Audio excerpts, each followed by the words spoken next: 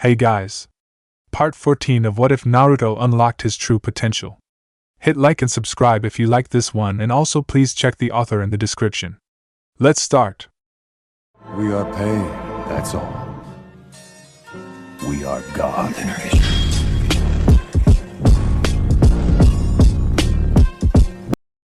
Chapter 57, Showing Their Growth.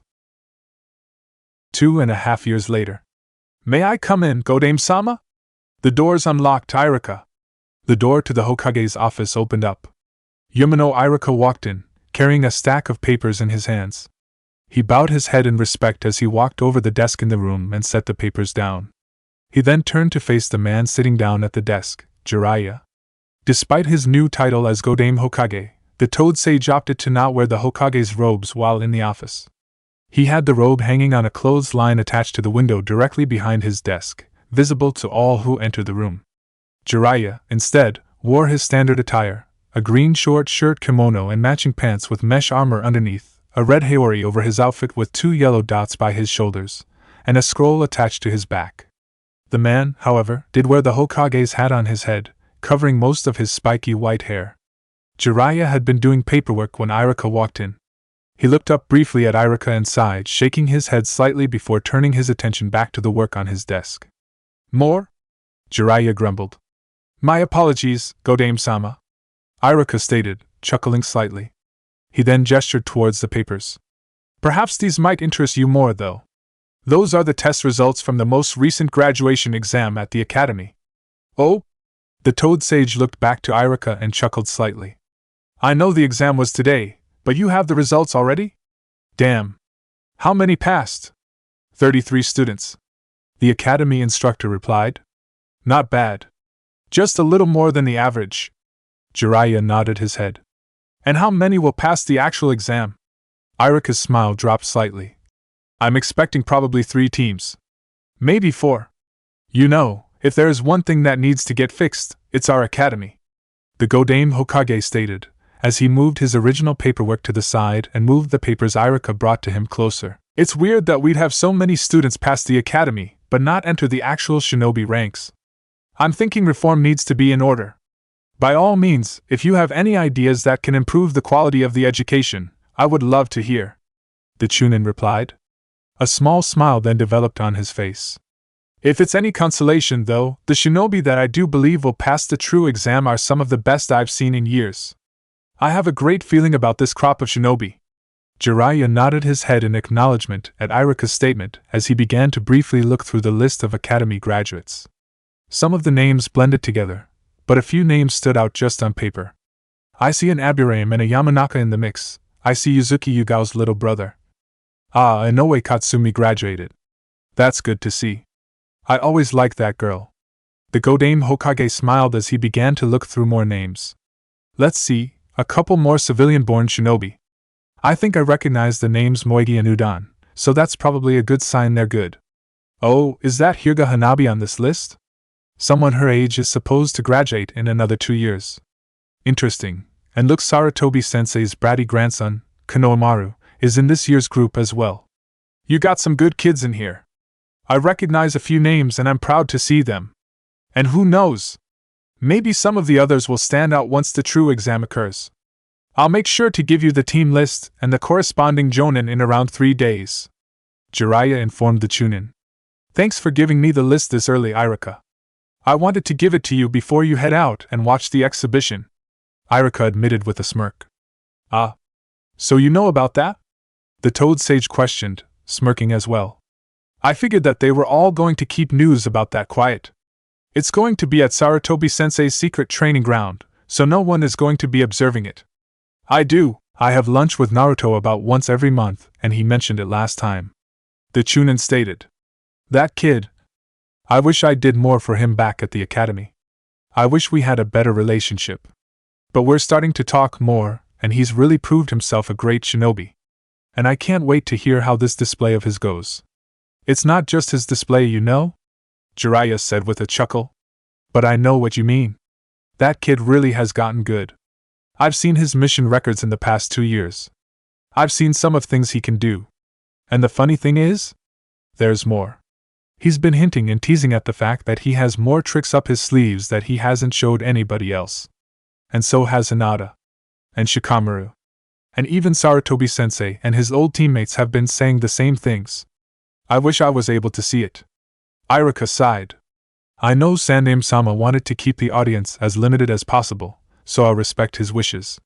Well, you could go if you want. Jiraiya offered as he stood up from his chair. Honestly, I probably should be heading that way myself. You can come with me. I'm sure he wouldn't mind you being there. The academy instructor shook his head in response. As I said, I'm going to respect his wishes. Besides, I do have some more work to get done. He then bowed before he started to walk towards the door. Please, inform me how it goes and how Naruto performs. And when you get it finished, I would like to know the new team assignments. With those words, Iruka walked out of the office and closed the door. Jiraiya was now alone. His eyes focused back on the papers that Iruka had given him for a moment. He proceeded to shake his head and smile as he walked over to one of the windows in the room and looked out. His eyes focused in on the Hokage Mountains. Jiraiya's stone head was now embedded in rock, right next to Minato's head. Jiraiya's eyes focused on the face of his former student, and his smile seemingly widened. Minato, you would be so proud of Naruto if you could see him. The Godame Hokage thought. He then felt as if he could hear a familiar Kunoichi's voice yelling in his ear, demanding recognition, which caused him to chuckle. You as well, Kushina. You'd be proud too. In many ways, Naruto is so much like you. He's one damn good shinobi and I can't wait to see what all he's capable of doing. Jiraiya turned away from the mountain and looked back at the different stacks of paperwork on his desk. He frowned at the sight of them. He then turned back to the mountain and shook his head. The exhibition is in another hour. I don't think Sarutobi-sensei would mind if I show up early. The man rationalized as he made a hand sign, creating a shadow clone to take his place at the desk. The kids should just be getting ready to go head out that way themselves anyway. I'll probably get there around the same time they do. Maybe a little bit earlier. With that thought, Jiraiya opened up the window doors he was looking out of and climbed out. He closed the doors before jumping down into the streets of Konoha and walking in the direction of the Hokage Face Mountains, grinning along the way. Naruto. You, Hinata, and Shikamaru better bring your A-games today. Sarutobi-sensei, Koharu, and Hamura are not going to go easy on you all. He chuckled to himself. Are you sure you don't want to come too? Anko questioned with a frown. The Jonin's physical appearance had changed in almost no way. She looked identical to how she did 2 years ago. The one single difference in her appearance was the large scroll that was attached to her back. It's not a matter of whether or not I want to come, I simply can't. Dosa replied with a sigh. In contrast to Anko, Dosa's physical appearance had changed quite a bit due to one key difference. He no longer wore the bandages on his face. Instead, he opted for a simple black eye patch that covered his right eye. This change of appearance allowed him to show off both of his incredibly short black hair and the burned scars on the right side of his face. The rest of his outfit changed only moderately. Dosa wore a skin-tight brown shirt with a dark green jacket over it, and a pair of tight-fitted brown shorts that matched the color of his shirt. He still had his melody gauntlet on his right forearm, but he also had 2 braces attached to his ankles that had speakers on them. Anko shook her head. I mean, I know that Sandaime-sama technically didn't send an invitation to you, but there's no but. I didn't get an invite. I'm not going to sneak in. Dosa interrupted, shaking his head slightly. You'll just have to inform me how it went. Fine. The snake summoner shook her head. Buzzkill. You need to just let loose sometimes, Dosu. Sometimes there are rules that are okay to break just to have some fun, and this is one of them. It's not like the Sandaime will punish you or some shit. It's the principle, though. He responded. He then let out a small chuckle. And you wonder why Ibiki Taishu has issues with you at times, Anko Taishu. Ibiki has issues with me because he's a stick in the mud. He's just like you. Anko grumbled, crossing her arms over her chest. We are quite alike, yes, although I wouldn't call us sticks in the mud. Dosa replied, frowning slightly. I'm technically your comrade now in the TNI department now. Is that really how you talk to your coworkers? Oh, bite me. She rolled her eyes. I'm still the second in command of the place, only behind Ibiki. You are a fresh Tokubetsu Jonin and a new appointee in the program. I can talk to you however the hell I want to. Are you using your seniority and rank against me, Anko Taishu? The former Oto shinobi chuckled. How corrupt. Damn straight I am. Got to put you in your place somehow, the Jonin admitted with a chuckle of her own. The two shinobi stopped talking for a moment as they turned their attention back to their food. They proceeded to finish their meals and leave the money on the table before they started to walk out of the restaurant. They then walked into the street and faced opposing directions. Last chance. I'm going to go watch the exhibition and see how my students handle it. Anko stated with a smirk. Want to sneak in with me? You're not sneaking in, Anko Taishu. You actually were invited. Dosu informed her, chuckling slightly. Semantics. She rolled her eyes. You in or not? Don't you want to see how much Naruto, Hinata, and Shikamaru have gotten? Dosu opened his mouth to rebuke her request again, but he stopped himself. The Tokubetsu Jonin couldn't help himself. He was legitimately curious, and while hearing the news would quell his curiosity, it would be much more interesting to see it live. Why not? He shrugged his shoulders before he changed directions and walked to Anko's side. I take it that's a yes. Anko noted, smiling in response. Am I still a stick in the mud, Anko Taishu? Dosu questioned, a smug look on his face. Yes. You are. She stated sharply. Her statement caused Dosu's face to drop and a frown to develop on his face. Anko proceeded to laugh loudly at his reaction before patting him on the shoulder. But I now know you at least can have a good time every once in a while. That's good. She exclaimed cheerfully. So come on, let's go. With that declaration, the two shinobi walked off together. Wait, are you serious? Checkmate. Nara Shikaka had a smug grin on his face as he looked back at the shogi board. After playing the same game for roughly an hour and a half, he finally earned his victory. He immediately took a drink from a nearby bottle of sake before looking back at his opponent, his son Shikamaru. In the past 2.5 years, Shikamaru, physically speaking, had not changed horribly much in appearance. He was a few inches taller, and his black hair, while still in a ponytail, was slightly longer. He wore his Konoha flak jacket over a gray long-sleeved shirt and dark blue pants. On his shirt, at the end of each sleeve, the kanji 4-3 was marked.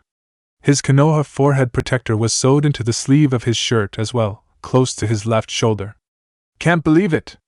I thought I had you that time. Shikamaru grumbled as his eyes focused on the shogi board. You were close, yeah, but not close enough. I'm still the Jonin commander for a reason. Shikaku reminded his son with a laugh. His son did not immediately reply. He just simply stared at the shogi board. Shikaku continued to chuckle as he took another drink from his bottle. By the time he placed his sake down, Yoshino walked up to the father and son and shook her head. Are you two done with your game yet? You've been playing for a while. She noted, frowning slightly. No, we're done. Dad won. Shikamaru sighed. Probably for the best, though. I got the exhibition later in about an hour, so I need to be heading out soon. Ah, yeah? That. Shikaku shook his head. Are you prepared for that? As prepared as I'll ever be. His son replied. This is going to be pretty ruthless. I have all my weapons ready and I've made sure that I'm physically and mentally prepared for this. He then smirked at his father. Thanks for the game, by the way. That really woke my brain up. I'm definitely ready for today. A game of shogi with me is not going to be like what you'll be doing. It'll be much rougher. Shikaku reminded him. He knows that, Shikaku. No need to remind him. Yoshino shook her head. She then looked at her son and smiled. Shikamaru, words can't describe how proud we are of you. You became Chunin after your first exam, made Jonin in quick time as well, and you've survived training with Tsunade-sensei as well as the Sandaime Hokage and his teammates. You've proven yourself as a great shinobi, one much more talented than myself. Probably more talented than me too. Her husband admitted. He coughed slightly before continuing. I wasn't nearly as good as you were when I was your age, and I sure as hell wasn't as bright. By the time you're mine, you'll be leagues ahead of me. Which is good. A smile developed on his face. The next generation should always surpass the previous one. You've done well, Shikamaru. A small, proud smile developed on Shikamaru's face as he nodded his head, acknowledging his parents' compliments. Thank you. Thank you both so much. Shikamaru proceeded to stand up from his chair at the shogi board. He reached for his sides, making sure he had all of his weapons and items accounted for. A small smirk developed on Yoshino's face as she looked at her son. Have all the explosive tags you need? She questioned teasingly. He doesn't, Yoshino. Shikaku spoke up, the same smirk developing on his face. There aren't enough explosive tags in the world to match Shikamaru's needs. Ha! Funny. Still don't get why you all give me crap for them. They're a useful tool. Shikamaru rolled his eyes in response. Regardless, I have enough. And everything else I could need. I'm good. The Naro's eyes then widened slightly. Wait, I do need to get one more thing. Shikamaru bowed his head slightly as he walked away. Yoshino and Shikaku were now alone. With his son gone, the Nara clan head immediately brought the sake bottle to his mouth and chugged the rest of it. Shikaku, you know how I feel when you chug your drinks. Yoshino rolled her eyes slightly. Sorry. Her husband mumbled as he looked back at the shogi board. Just wanted a little more in me as I retraced what happened in the game. That was probably the toughest game Shikamaru has ever given me. He almost won, actually. Really? Yoshino looked at the man in surprise. Someone almost beat you. Yeah, I know. Shikaku grumbled, his eyes still focused on the board. Almost had me 3 times. There was one time where I thought was about to win, but I realized just in time that he was trying to trap me and set up his victory. He shook his head. Had to play a little more randomly from then. In the end, I barely won and, to be honest, I probably stole the game from him. He was dictating it, for the most part. Wow, someone finally almost beat the great Nara Shikaku at shogi. Yoshino's face developed a smirk as she placed her arms around her husband's neck. She then quickly planted a kiss on his cheek before continuing. Good thing no one actually defeated you yet, though. That'd be the day the world comes to an end. Very funny. Shikaku continued to grumble.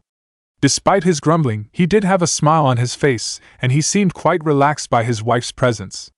Still, Shikamaru nearly beat me. Honestly, if he keeps playing like that, he will beat me soon. He's definitely going to become the best tactician this village has ever seen if he keeps his progress going like this. That's our boy. The Nara clan matriarch replied, her smirk turning into a proud smile. The 2 parents remained still for a moment, enjoying each other's company. They turned their attention, however, as Shikamaru returned, holding a bottle of sake of his own. Yoshino let go of her husband and frowned at the sight of her son. I thought you weren't much of a drinker. When did you pick that habit up? She questioned, her eyes narrowed slightly on him. It's not for me. Shikamaru answered with a shrug. I'm giving it to Tsunade-sensei. She'll be at the exhibition, watching the thing. Oh. Yoshino's demeanor softened immediately. A smile then developed on her face. Tell her hi for me then, and best of luck, Shikamaru. You think as good as you did during that game, you'll be fine. Shikaku informed his so with the same smile on his face. Shikamaru grinned in response as he waved goodbye. He then walked off and left the Nara clan compound, sake bottle in hand, as he headed towards the Hokage Face Mountains. Father, I passed. Hyuga Hayashi had been sitting at his desk, drinking tea and doing paperwork, when the newcomer entered the room. He looked up and turned his attention to his younger daughter, Hyuga Hanabi. While still a young girl, Hanabi had indeed grown up in the past 2.5 years and changed her appearance. The girl had changed her black hair, cutting it short in a bob style. She wore a tan jacket over a blue, sleeveless shirt and wore matching blue shorts with a yellow and green scarf-like object around her neck. She, however, also had on another article of clothing, a Konoha forehead protector tied around her forehead. So I see. Hayashi noted, a small smile on his lips. Miss Hanabi has done well, hasn't she? Another voice spoke up. Hayashi's eyes focused in on the scarf-like object. It proceeded to lift up slightly, revealing a head. The Hyuga clan head's eyes narrowed at it. Hebihiro, were you with my daughter at the academy? He questioned. I thought Iruka-sensei did not approve of you being there. A few of the other students were jealous of Hanabi because of you. The comment caused the snake to immediately curl back up around neck, lowering his head. Well, Iruka-sensei gave permission. Hanabi answered, interrupting her partner. It was just for the graduation test today, after all. Hayashi shook his head in response. Despite his reaction, he was trying to resist the urge to chuckle. He did, after all, really enjoy watching the relationship between Hanabi and Hebihiro, after Hinata had successfully managed to summon the snake after she signed the snake summoning contract. The snake and his youngest daughter formed an immediate bond. The two had progressively become closer and closer, and now, after some arrangements with Mamushi, Hebihiro now spent most of his time by Hanabi's side. He had grown longer, but he was still short enough that the girl was able to wear him like a scarf and carry him around her at all times. Hebihiro had proven himself a loyal friend to Hanabi, and Hayashi would always be grateful to the snake for that. Well, as long as he was alright with it, Hayashi stated. The smile returned to his face. Hebihiro is right, though. You've done well, Hanabi. Congratulations. Congratulations, Hanabi. Hanabi and Hinata turned their attention as Hinata entered the room. While Hanabi decided to cut her hair in the past 2.5 years, Hinata decided to do the opposite. She grew her hair out to her lower back. The Hyuga had grown in the following years. She had grown taller, and her figure began more womanly. She wore a lavender short-sleeved t-shirt with a dark purple jacket over it with mesh armor underneath and black pants. Her shirt and jacket were noticeably tighter and less baggy than her previous clothing used to be, complementing her quite well. Her jacket possessed a kanji 4-3 engraved on the back. She still wore her Konoha forehead protector around her neck. She also carried a bow and a quiver of arrows on her back as well. Ah! Hinata-sama. Hebihiro lifted his head slightly off of Hanabi's neck and bowed in respect at the snake. Hello, Hebihiro-san. Hello, Father, Hanabi. Forgive me for eavesdropping. Hinata quickly apologized to her family. I was just coming in. Don't be sorry. I'd want you to hear after all, Hanabi exclaimed with a grin. A confused look then developed on the girl's face. But you're still here? Shouldn't you be going out to do that thing you were talking about? I'm going out right now, actually, she admitted. Oh. The new academy graduated mumbled in response, looking down slightly. Are you prepared, Hinata? Hayashi questioned. Yes, father. I am, Hinata replied, nodding her head in affirmation. This is what I have been training up to for years. I believe I'll be able to showcase my full strength today. The Hyuga clan head nodded his head. That is good. I wish to hear how this goes later. I'm curious about how strong you really are and what techniques you have developed that you have not informed me of. He then chuckled slightly. This little teasing thing that you and your teammates have been doing since the beginning of your training has been quite tedious. Does it really annoy you that you don't know? Hinata questioned, giggling slightly at the idea of her father annoyed. No. I don't get annoyed, Hayashi replied dismissively. Not true. Hanabi mumbled under her breath. Did you say something, Hanabi? The father proceeded to turn his attention back to his youngest daughter. She immediately began to stammer as she tried to process a response. We have some chores that need to get done, Hebihiro quickly declared. It was nice talking to you, Hayashi-sama, Hinata-sama. Hanabi quickly followed through with the snake's quick thinking and rushed out of the room, muttering a bye to her family. Hayashi shook his head slightly while Hinata proceeded to giggle at her behavior. That girl is too energetic. I do not know how she can manage to be that way, he mumbled to himself. Neither I nor your mother were like that. And neither were you. Hanabi is Hanabi. She acts how she should act? Hinata mentioned. I realize. I'm not saying she should act any other way, I'm just questioning where she got her energy from. Hayashi quickly elaborated. He then straightened his demeanor as he looked his eldest daughter in the eyes. Regardless, you have proven yourself, Hinata. You have exceeded any and all expectations of mine. You're a Jonin of Konoha and probably the brightest star the Hyuga clan has produced in generations. I am proud of all that you have accomplished, and I cannot wait to see how much more you develop. Please, do your best and make yourself proud today. I will. Thank you, father. Hinata bowed in response, a wide smile on her face. Before Hayashi could say anything back in response, the Hyuga heiress rushed over to his side and hugged him tightly. He, however, quickly returned her hug with a tight grip. The two remained in their embrace for a few seconds before she broke it. Her smile turned into an excited grin. Just you wait, father. I'll let you know how it goes after the fact. Hinata stated, giggling to herself. Sandaime-sama, as well as Kohara-sensei and Hamura-sensei, don't know what we have been doing here in training, so I'm sure I'll have some tricks up my sleeves for them, and I know Naruto-kun and Shikamura-kun have been keeping their own secrets from them as well. I'm sure this will be an interesting experience for them. With those words, Hinata waved goodbye to her father before rushing out of the room. Hayashi chuckled as he walked back to his desk. Actually, Hanabi isn't the only one who's excitable. You've gotten more and more these past couple of years. Only difference, though, is I know precisely where you got your excitement from. Hayashi noted as a mental image of a particular blonde shinobi entered his head. Naruto. You've really helped her grow out of her shell. The Hyuga clan head proceeded to shake his head slightly, pushing those thoughts out of his mind. He then returned his attention back to the paperwork he had been working on prior to meeting with daughters. Now, how will we implement these plans of yours, Masakato-san? Hayashi thought to himself. And that should do it. Masakato looked in amusement as he watched Naruto fill out seals on sealing papers. Upon finishing his seals, he placed the sheets of paper in a pocket before putting his pen away. Over the course of the 2.5 years since his last birthday, Naruto had grown quite a few inches taller, becoming the tallest person in his graduating class from the academy. Other than his height, Naruto's physical appearance did not change much. He wore his Konoha flak jacket, unzipped, over a black, long-sleeve shirt, and had on a pair of dark orange pants that had many pockets. The kanji 4-3 was engraved at the center of his shirt. The blonde wore the black fingerless gloves that Dosa had given him for his birthday.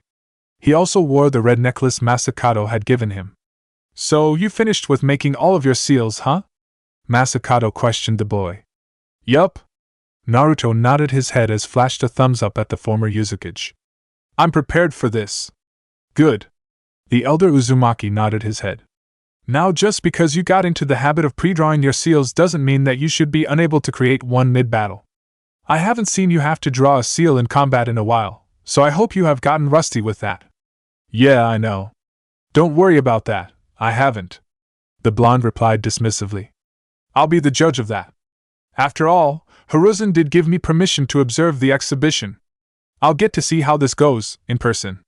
Masakato reminded him. I'll make a note not to screw up in front of me. Naruto replied with a chuckle. You're an Uzumaki. It is genetically in your blood that you cannot screw up. Masakato stated bluntly. What about our blood? Naruto and Masakato turned their head towards the source of the new voice. A young man walked up to the two with a confused look on his face. He wore a light blue t-shirt and a pair of brown shorts that went past his knees. His head was almost bald. Only a few patches of red hair could be seen. His skin was very fair in complexion, but there were a few dirt stains scattered on his hands, arms, and legs. Hey Masamune, how are you doing? Naruto greeted the man. All right. Just woke up not too long ago, he said. His face then became seemingly more confused. You were saying something about our blood? Was it a shinobi thing or something? No. It's just a small little joke about how our clan never messes up. If you're an Uzumaki, then you excel at what you do no matter, Masakato declared with a smirk. For us, that's being shinobi. And for you, that's doing a good job as a blacksmith. Well, that's good to hear. Glad to know that. While being a shinobi isn't really my thing, being an Uzumaki still gives me good luck, Masamune said with a chuckle. Naruto and Masakato smiled at the young man in front of them. Masamune was a newcomer to both living at the Uzumaki clan compound and Konoha in general. He had only been in the village for a little more than 3 months. Tayuya had met up with him while on the road and convinced him to travel to Konoha once she was able to confirm that he was an Uzumaki clan member. He became the first Uzumaki she encountered while on the road looking for clansmen and, as such, became the first family member that she, Naruto, and Masakato were able to welcome into their home. The young man, before entering Konoha, was a blacksmith in a small civilian village in Taki no Kuni. He had no apparent interest in becoming a shinobi for Konoha.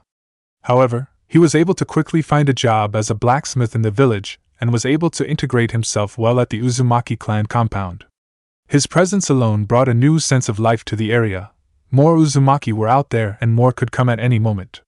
Your thing is today, right Naruto? Masamune questioned, eyeing the blonde curiously. Yup. Naruto nodded his head in response. Well, I wish you good luck. The blacksmith chuckled in response. Sure you want to go in using those kunai and stuff you got?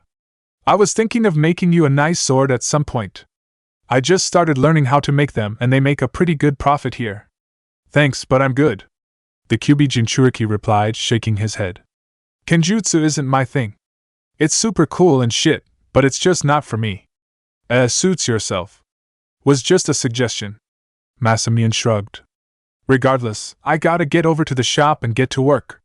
And I'm guessing you got to be heading out soon anyway, so I'll see you both later. Do well today, cuz. With those words, Masamune waved goodbye before he started to walk off.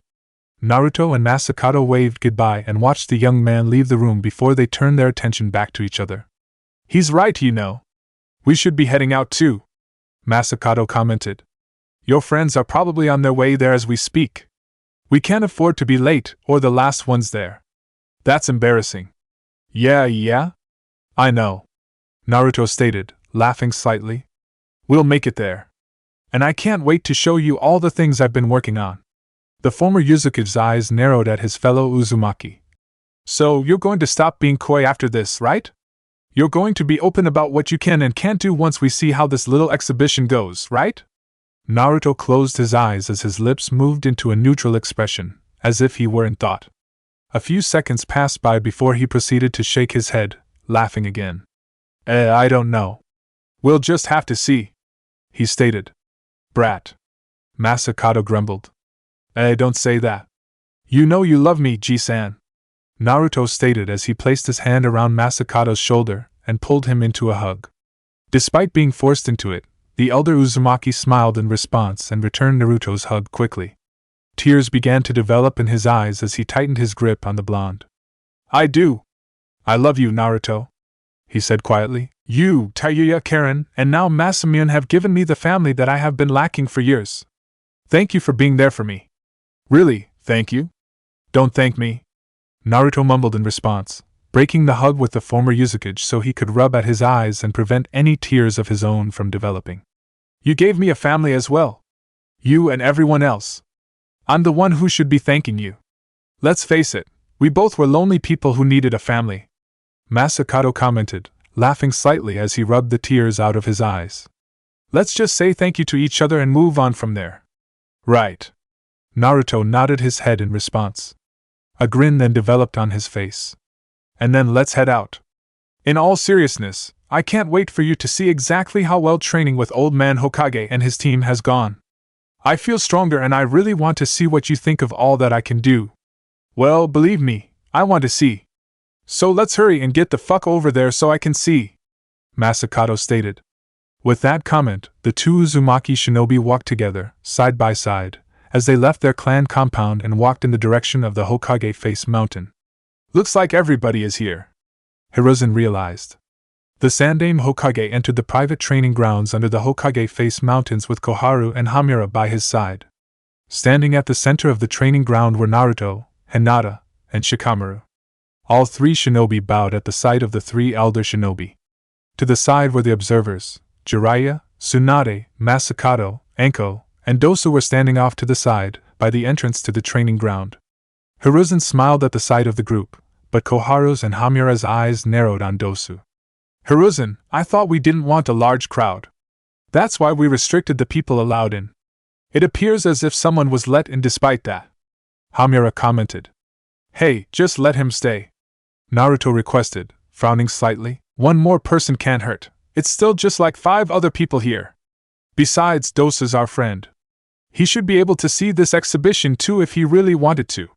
Naruto-kun's right, Hamura, Hiruzen commented. No need to get stressed out about the presence of one more person. Dosu can observe as well. Hamura gave no verbal response. He simply proceeded to shake his head. My apologies for taking a little longer than anticipated, Koharu said to the group, bowing her head slightly. I stalled Hiruzen and Hamura for a moment. I needed to do something for your granddaughter? Shikamaru commented, interrupting the older woman with a smirk.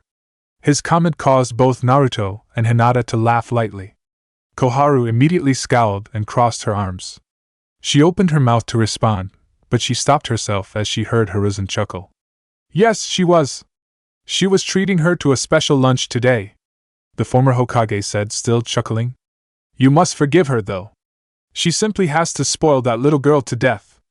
You're in no place to talk, Hiruzen, Koharu replied immediately, turning her attention to her former teammate. We all know how badly you spoil Konohamaru, and how many things you allow him to get away with. He's become an unapologetic troublemaker and prankster just like Naruto was when he was growing up, and it's all because of you indulging him and letting him get away with anything. We get it, you both spoil your grandkids. Hamura commented, shaking his head slightly. Still don't know why you two bother with them, though.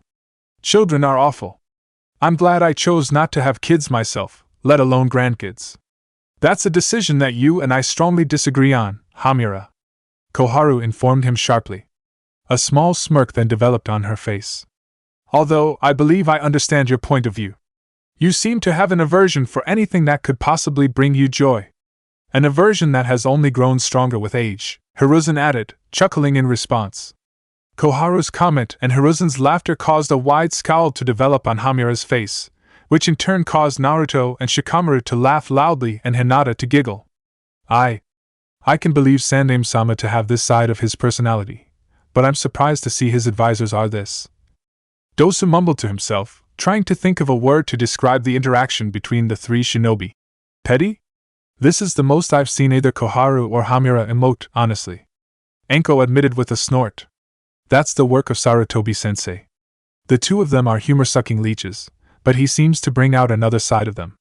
Tsunade said with a chuckle. Or, at least, he can with Koharu. Hamura is still the same boring, fun-hating old man he always has been.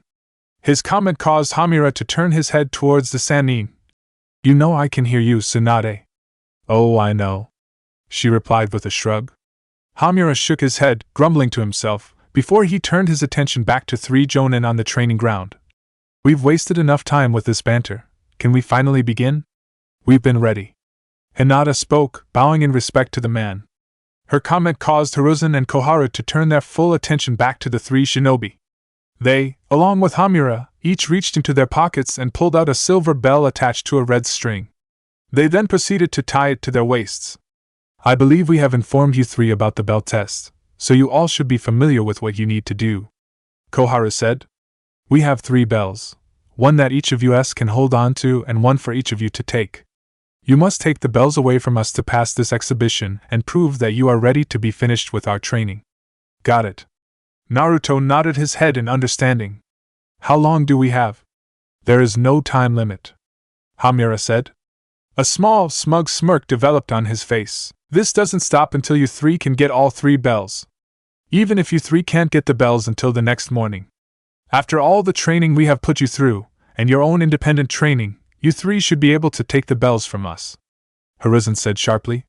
His eyes then wandered over to the observers in the room. This is the first time that these people will see what you all are fully capable of. Please, do your best and try not to disappoint them. We won't. Naruto, Hinata, and Shikamaru said sharply.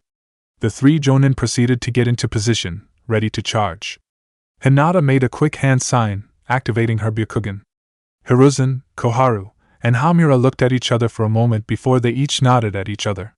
Koharu and Hamura jumped directly to Hiruzen's side as the Sandaime Hokage reached into his pocket and pulled out a single shuriken. Then let the exhibition begin, he declared. Naruto immediately made a singular hand sign. Uzumaki Fuinjutsu, Hurricane Manifestation! Seals began to appear from underneath the earth where Hiruzen, Koharu, and Hamura were standing. 3 large tornado-like winds surged upwards. The 3 shinobi jumped out of the way, avoiding the wind. Oh? Did you rig the battlefield with some seals before we arrived, Naruto? Koharu questioned as she landed back on the ground. You said it yourself, you were late. The blonde replied with a smirk as he made another hand sign. Another seal appeared directly where she had landed. I was. She nodded her head in affirmation as she proceeded to jump away again, narrowly avoiding another tornado-like wind. 4 tornadoes were now present in the training ground, hitting the ceiling. Shikamaru proceeded to make 2 hand signs, which caused his shadow to split into 4 separate shadows. The shadows rushed to each tornado and began to resemble large hands. The shadow-like hands grabbed onto the tornadoes and pushed them, moving them towards Hiruzen, Hamura, and Koharu. The 3 then proceeded to jump away, moving away from the tornadoes. Shikamaru continued to use his shadows to move the tornadoes, but the 3 shinobi proceeded to keep moving away. Interesting idea, but it's not enough. Hiruzen commented as he tossed his shuriken at Shikamaru's body. Shadow Shuriken Jutsu! Within seconds, the shuriken multiplied, creating hundreds of shuriken flying in the direction of Shikamaru and his friends. Despite the approaching weapons, the Nara did not appear anxious. Hinata immediately jumped in between him and the shuriken and began rotating her hands in a circular pattern in front of him. Protection of the 8 trigrams, 64 palms. Streams of chakra began to escape Hinata's palms. She rotated her hands quickly, allowing each stream to make contact with the approaching shuriken. The chakra streams proceeded to deflect the shuriken, causing it to fall to the ground without hitting their target. Within seconds, every shuriken was lying on the ground. Hamura proceeded to make a few hand signs before quickly stomping his foot on the ground. Earth style, stalagmite. Naruto, Hinata, and Shikamaru quickly jumped away just as large spikes of stones surged forward from under the ground they had been. The action forced Shikamaru to end his jutsu, causing his shadows to let go of the tornadoes. Almost immediately, the tornadoes began to fade away. While the 3 shinobi were still in the air, Kohara pulled out a scroll from the right sleeve of her robe and unsealed it, revealing a Kusarigama. She rotated the chain of the weapon in the air momentarily before swinging it forward, tossing the blade at Naruto. The blonde moved his body to the side, narrowly dodging the weapon. Kohara then made a series of one-handed hand signs. Naruto's eyes widened as he quickly reached into his pocket and pulled out 3 kunai with seals attached to them. He tossed 2 of them at Hinata and Shikamaru while holding tightly on the third. Lightning style, electric current. Fuinjutsu, protective winds. The blade on Koharu's Kusarigama lit up a bright blue color before lightning bolts shot forward in the air towards the 3 jonin. The seals on the tags activated, creating a protective barrier of winds that surrounded Naruto's, Hinata's, and Shikamaru's bodies. The lightning collided against the barriers of wind, preventing it from reaching the 3 shinobi. It continued to pound on the wind and forced the trio downward to the ground, but the lightning soon faded, unable to pierce the defense. The wind that surrounded the bodies of the 3 shinobi faded away. Before they could do anything, though, the ground underneath their feet turned to slippery mud. Naruto, Hinata, and Shikamaru quickly fell to the ground and began sliding.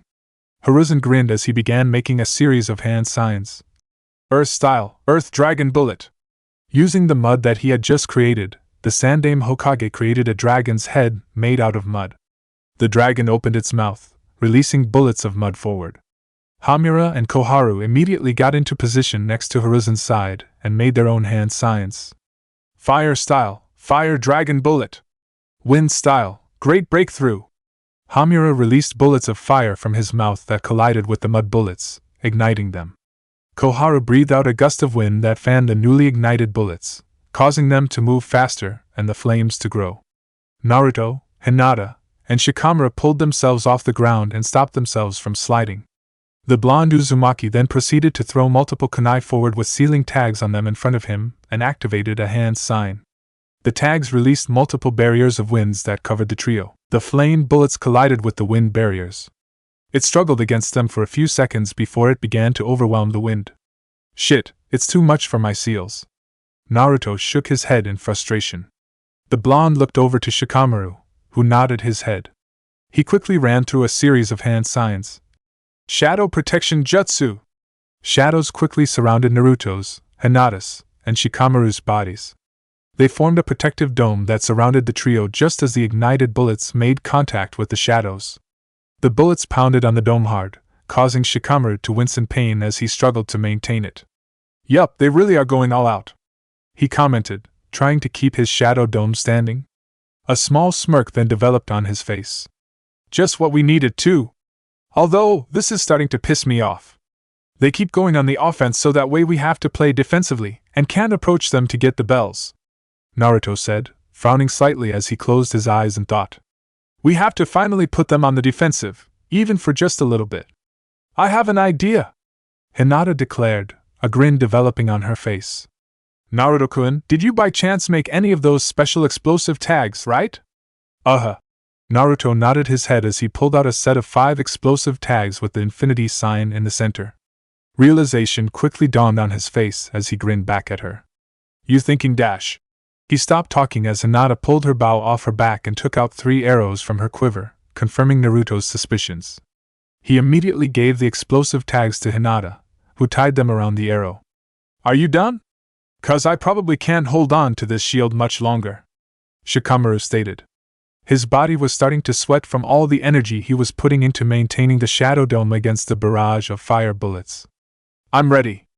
Hinata nodded her head as she readied her first arrow on her bow. She then narrowed her eyes as she concentrated on the incoming barrage of bullets. I'll tell you when to drop the shadows. There's a very brief delay when they have to use their jutsus again. That's the best time to undo your jutsu. It gives us enough time to jump out of the way and dodge. Shikamaru nodded his head as he remained concentrated on keeping his shadowy dome intact. A few seconds passed by before Hinata looked at Shikamaru.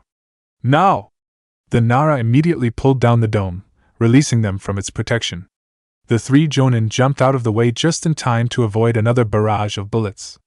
After dodging the attacks, quickly fired off her arrows one after another at Hiruzen, Koharu, and Hamura. The three proceeded to sidestep to avoid the attacks, which caused Naruto to grin as he made a hand sign. Fuinjutsu, continuous explosion! The explosive tags that had been attached to the arrows tore apart, turning into multiple small pieces. The paper pieces quickly floated in the air around Hiruzen, Koharu, and Hamura and inched closer to them. Each of the pieces glowed. The three elders looked at each other for a brief moment before changing positions. Hiruzen and Koharu jumped behind Hamura, who began running through a series of hand signs rapidly. He then held out his palms directly in front of himself. Ninja art, holy barricade! Light seemed to glow around Hamura's hands. The light quickly surrounded Hiruzen and Koharu. The explosive tag pieces detonated all around them, creating hundreds of explosions in the air around them. The explosions, however, failed to reach them. The light that surrounded the trio protected them. There's Hamura's barricade, Shikamaru noted, grumbling to himself. They don't call him Konoha's guardian angel for nothing. That thing is going to be a bitch to break through. Yeah, but it is possible. We have them on the defensive, even for just a little bit. We should take advantage of this, Naruto declared as he made a hand sign. Immediately, seals present at the top of the cave, directly above Hiruzen, Koharu, and Hamura, appeared and began to glow a dark orange color. Fuinjutsu, crashing crater! Giant stones and boulders began to rain down from the seals, crashing downward at the three elder shinobi. Hamura's light barricade continued to surround him and his teammates as the earth proceeded to crack and break apart upon impact. However, the stones and boulders continued to rain down. A small scowl developed on Hamura's face as he felt a strain on his body in order to maintain his jutsu. Koharu, Hiruzen, can one of you do something about that earth? He requested. Of course. Koharu nodded her head in understanding as she tightened her grip on her Kusarigama. She swung the blade forward through the light barricade. Her Kusarigama's blade managed to cut through the raining boulders and stone and reach the seals, creating them. It sliced the seals in half, destroying them and ending Naruto's Fuinjutsu. With the jutsu over, Hamura dropped his barricade. Koharu immediately rushed forward at Naruto, Hinata, and Shikamaru.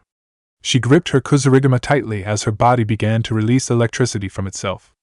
Lightning style, Voltic rush! Naruto, Hinata, and Shikamaru jumped away, separating slightly, in time as Koharu charged forward at them, her body moving as if it were a bolt of lightning. She then quickly changed direction, charging this time at Shikamaru. The Nara jumped away just in time. Koharu then jumped into the air before descending downward at Naruto, her body moving and functioning like a lightning bolt. The Jinchuriki tried to jump away in time, but the old woman managed to make contact with his left side. Her body immediately sent electricity rushing through his body, causing him to shout in pain. Having momentarily stunned him, Koharu quickly circled Naruto's body, using the chain of her Kusarigama to tie him up. Using her lightning, she moved quickly around him, tying him completely within seconds. The Uzumaki's body fell to the ground in seconds. He struggled to move, but was unable to do so against the chains. If this were a real-life battle, you'd be dead, Koharu said bluntly, placing the blade of the Kusarigama against his throat to emphasize her statement.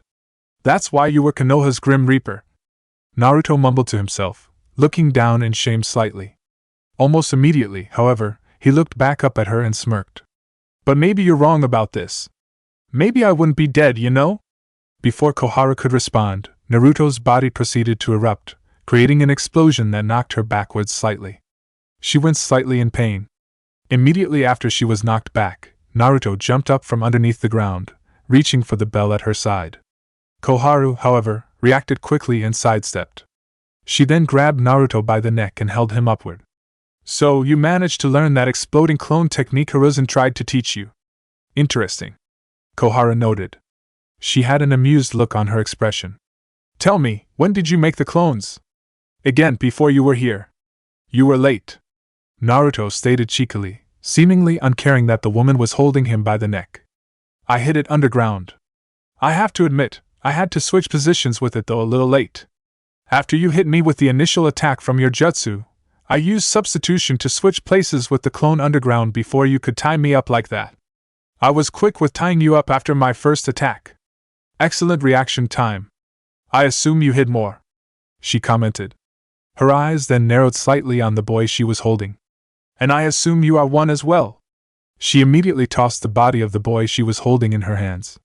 The Grim Reaper of Konoha reacted just in time, as it proceeded to explode. Kohara jumped back into position next to Hiruzen and Hamura. Naruto, on the other, resurfaced from underneath the earth directly in front of Hinata and Shikamaru. 5 other Narutos, however, jumped up from underneath the earth around the 3 elderly shinobi. Each of them began making hand signs. Hope you enjoyed this little trick, the original Naruto called out, grinning slightly. Uzumaki Naruto Elemental Barrage! Fire style, Fireball Jutsu. Earth style, Rock Gun. Lightning style, Thunderbolt. Water style, Gunshot. Wind style, Drilling Air Bullets. The clones surrounding the 3 elderly shinobi proceeded to use their elemental ninjutsu simultaneously. One clone breathed out a massive fireball, another clone began spitting out bullet-sized rocks from its mouth, another clone held out its hand, channeling electricity in it, and releasing from its palms. A 4th clone released a bullet of water, and the 5th clone launched quick-moving bullets of air from its mouth. The 5 elemental attacks closed in Hiruzen, Koharu, and Hamura. The Sandaime Hokage, however, simply chuckled in response as he quickly bit his thumb and slammed a palm on the ground. Summoning Jutsu! Smoke covered the area around the 3 elderly shinobi just as the 5 different elemental jutsus reached them. Within seconds, Hiruzen charged forward from the smoke, completely unharmed, holding a large, black staff. He quickly used the staff to destroy all 5 clones, causing them to disappear in separate explosions. He then stood proudly, swinging his staff while Koharu and Hamura walked from the cloud of smoke, also completely unharmed. You summoned Enma? Hinata questioned, looking at the staff in surprise.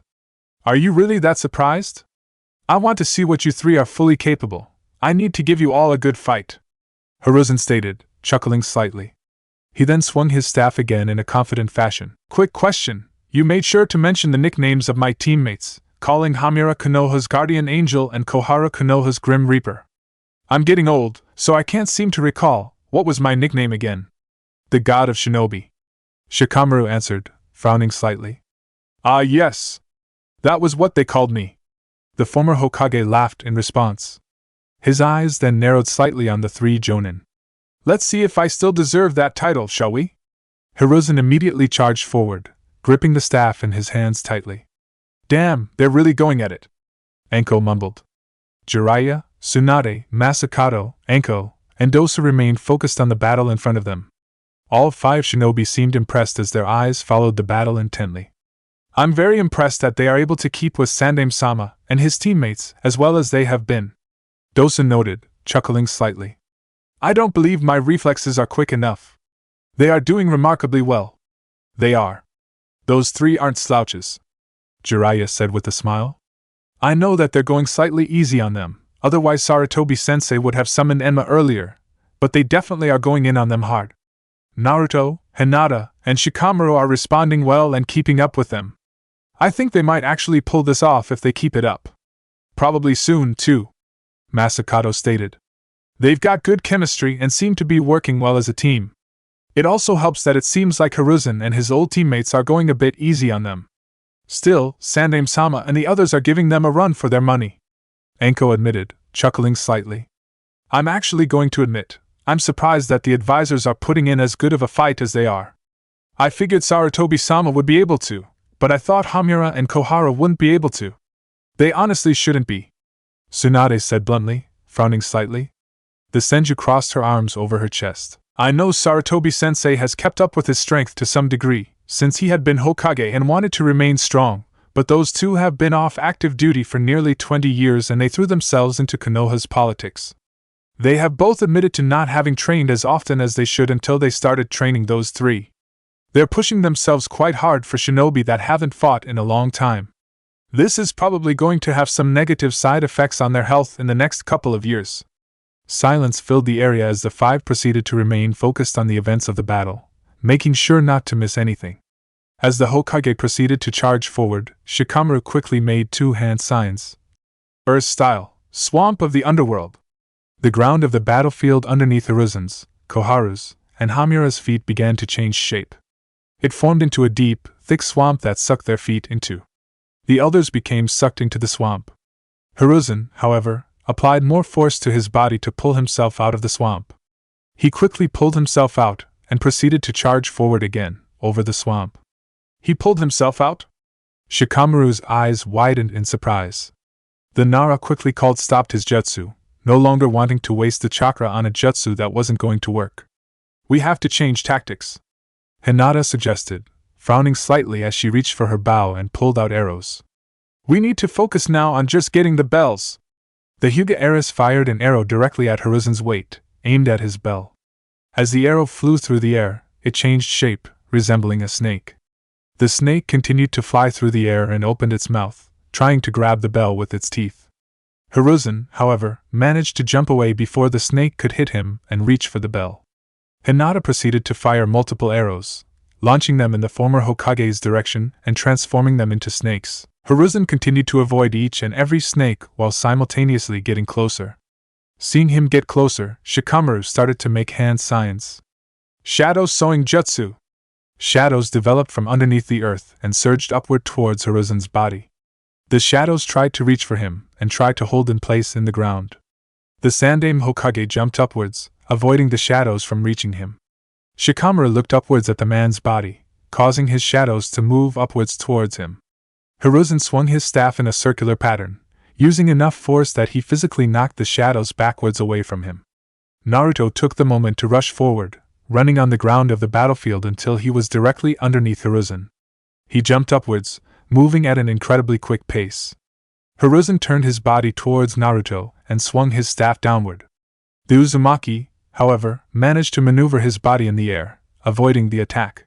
He attempted to reach for the bell on his waist, but before he could get close enough, he felt a presence approaching him.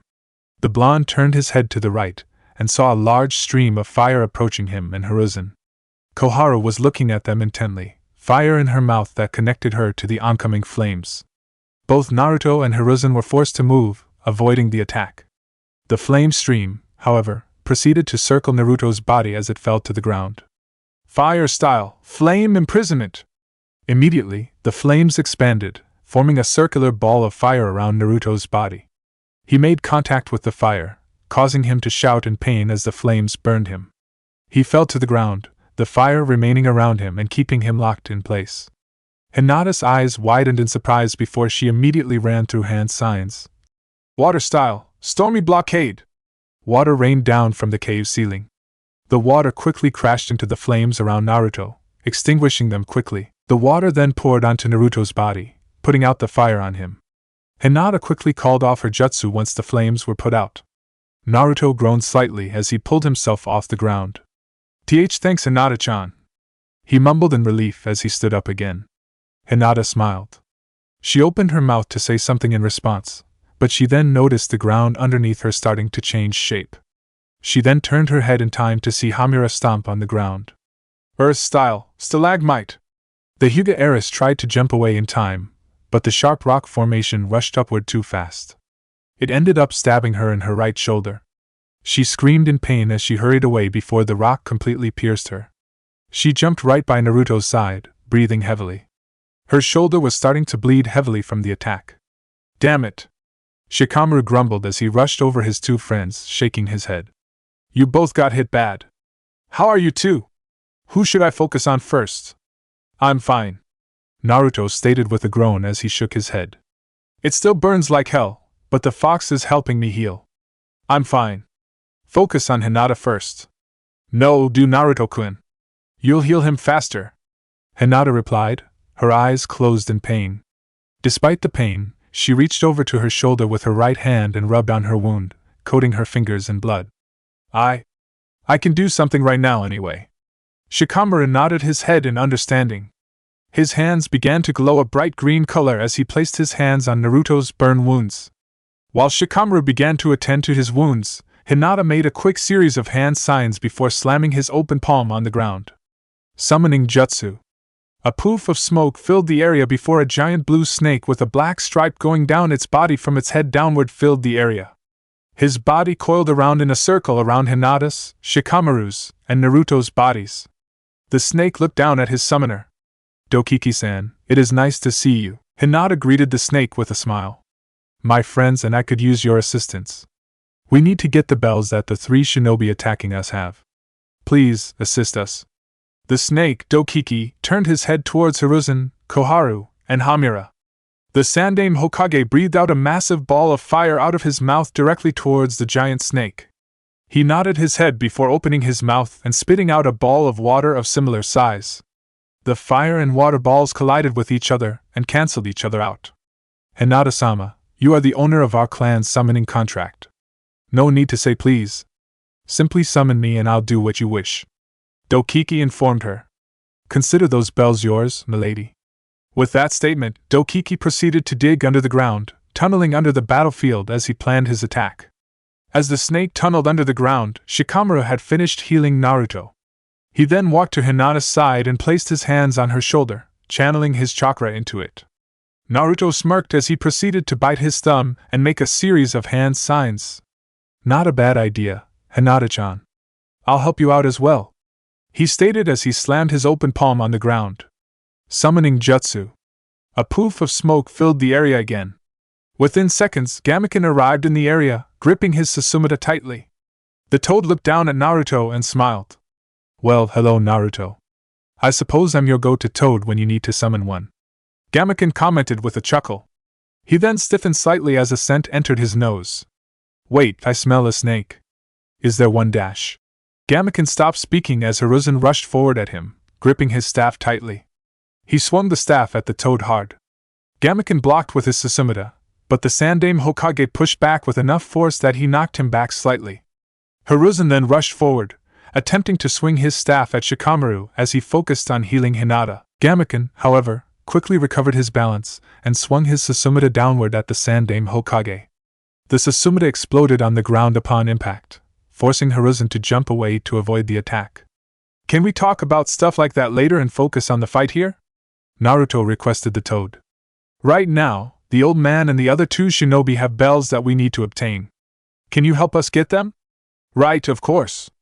I'm sorry, Gamaken said, shaking his head. I'll do what I can. Gamaken immediately raised his Susumata and charged forward, heading towards Hiruzen. He swung the weapon downward at the Sandaime, forcing him to jump backwards. Just as he jumped away, Dokiki emerged from underneath Hiruzen's feet. The Sandaime Hokage was forced to jump back further, barely avoiding the snake's attack. A few seconds passed by before Shikamaru finished healing Hinata. Once he turned his attention back to the battle, a small smirk developed on his face as he bit his thumb. Guess it's my turn to get in on this, huh? He said with a chuckle as he made a series of hand signs before slamming his palm on the ground. Summoning Jutsu! A third poof of smoke filled the area. A few seconds passed by before a large slug appeared in front of Shikamaru. The slug was white in color and had purple spots on his body. Shikamaru-sama, do you require my services? The slug questioned. Hello, Sando-san. Shikamaru greeted the slug with a smirk. Yeah, you could say that. My friends and I could use a little extra help. Tsunade, you allowed him to sign the slug contract? Jiraiya questioned, looking at his former teammate in surprise. For the moment, all of the observers were staring at Tsunade. The woman chuckled in response as she shook her head. When I agreed to train Shikamaru, I knew I had to do more than just give him some medical ninjutsu. That's what he and his mother wanted me to work with him on, and that's what we spend most of our time on. But I knew he wasn't going to become a full-time medic. So, if I wanted to actually train him, I wanted to do more than just medical ninjutsu. So, I talked to Lady Katsuyu and made arrangements for him to sign the contract. Tsunade explained. She then smirked as she pointed to the battlefield. She gestured towards the snake, Dokiki, the toad, Gamaken, and the slug, Sando. Besides, I really needed to give him the contract. Do you see what I see there? I see what you are talking about. Masakato's eyes widened in realization. A toad summoner, a snake summoner, and a slug summoner. It's more than just a comparison. You all did train a new generation of Sannin. And they're my students. Those were my genin. Anko thought to herself. The Jonin resisted the urge to tear up as she watched them. I'm so proud of you all. They've increased the numbers on their sides. Koharu commented, frowning slightly as her eyes moved from Gamaken to Dokiki to Sando. This is problematic. Problematic, but expected. Hamura replied, shaking his head slightly. We knew about their summoning contracts. We are prepared for this. Correct. Hiruzen stated. Stay prepared. They'll probably coordinate their attack in just a moment. The three elderly shinobi watched as the three summoned animals began to circle them, waiting for the precise moment to strike. As the group waited in a standoff, waiting to see who would make the first move, Naruto, Hinata, and Shikamaru jumped onto the heads of their respective summons. When Naruto jumped on Gamaken's head, the toad immediately gathered oil in its mouth before spitting it out in a jet-like fashion. His summoner immediately ran through hand signs. Fire style, toad oil flame bullet. Naruto breathed out a large fireball from his mouth that made contact with the oil. The oil ignited, causing it to become a jet of fire that rushed forward at Hiruzen, Koharu, and Hamura. The Sandaime Hokage immediately slammed his staff on the ground. Water style, water mortar! A deluge of water rushed downward from the ceiling, forming a protective barrier between the three elderly shinobi and the fire. The water blocked the flames from reaching them, extinguishing the jet as soon as it made contact. Dokiki then charged forward, attempting to bite at the Sandaime Hokage while he was focused on his jutsu. The Sandaime, however, managed to jump to the side and avoided the attack. Koharu then rushed over to the snake. Using the chain of her Kuzurigama, she quickly managed to tie the snake up slightly. He hissed as he struggled to free himself. Realizing that he was going to break free, Koharu quickly made a hand sign. Ninja art, bad luck chain! The chain on Koharu's weapon proceeded to glow a bright purple color. Koharu then quickly brought back her weapon to her side just in time as purple chakra-like chains began to surround Dokiki's body. Dokiki-san! Hinata shouted as she jumped off the snake's head and went to examine the chain. A smug smirk developed on Koharu's face. The woman took a step closer to Hinata, but she stopped as she was forced to jump away to avoid getting hit by acid. She turned her attention towards Shikamaru and Sando, who was spitting out the acid. Koharu then looked at Hamura, who was currently running through hand signs. Earth style, imprisonment! Tall stalagmites quickly rushed up from the ground, surrounding Sando's body and preventing the slug from escaping. The slug tried to squirm his body through small cracks, but he was unable to do so. They were too narrow for him, even if he divided. He then began to make the slow climb up the rocks formation, trying to get off by going to the top. Realizing that, for the moment, Shikamaru and Sando were stuck, Hiruzen proceeded to rush forward towards Hamura and the giant slug. He shared a look with his former advisor, who nodded his head in understanding and lowered his back slightly. The Sandaime Hokage jumped into the air and landed on his back before using him as a springboard to jump higher into the air. He soared into the air above the stalagmites, as Sando was nearly finished with climbing. He then pulled out a single shuriken and tossed it. Shadow Shuriken Jutsu! The shuriken quickly multiplied into hundreds of shuriken that descended onto Shikamaru and Sando. They were unable to do anything about the attack in time and were struck hard.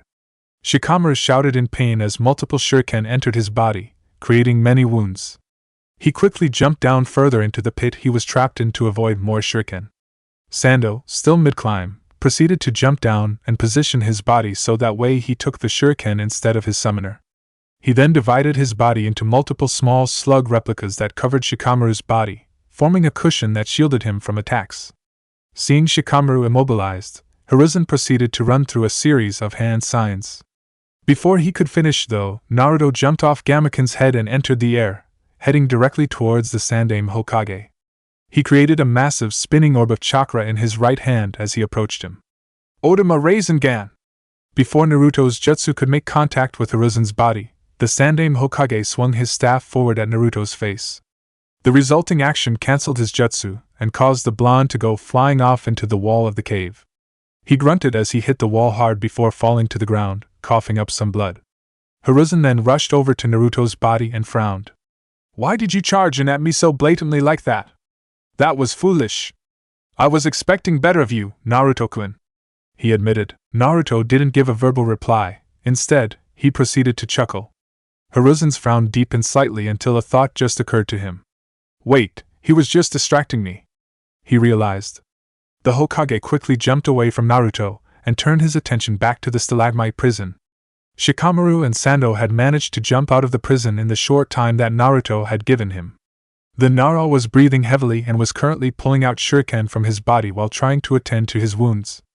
Hiruzen then turned his attention towards Hinata and Dokiki. The Hyuga heiress was currently using chakra streams from her hands to cut through the chains that Koharu had created.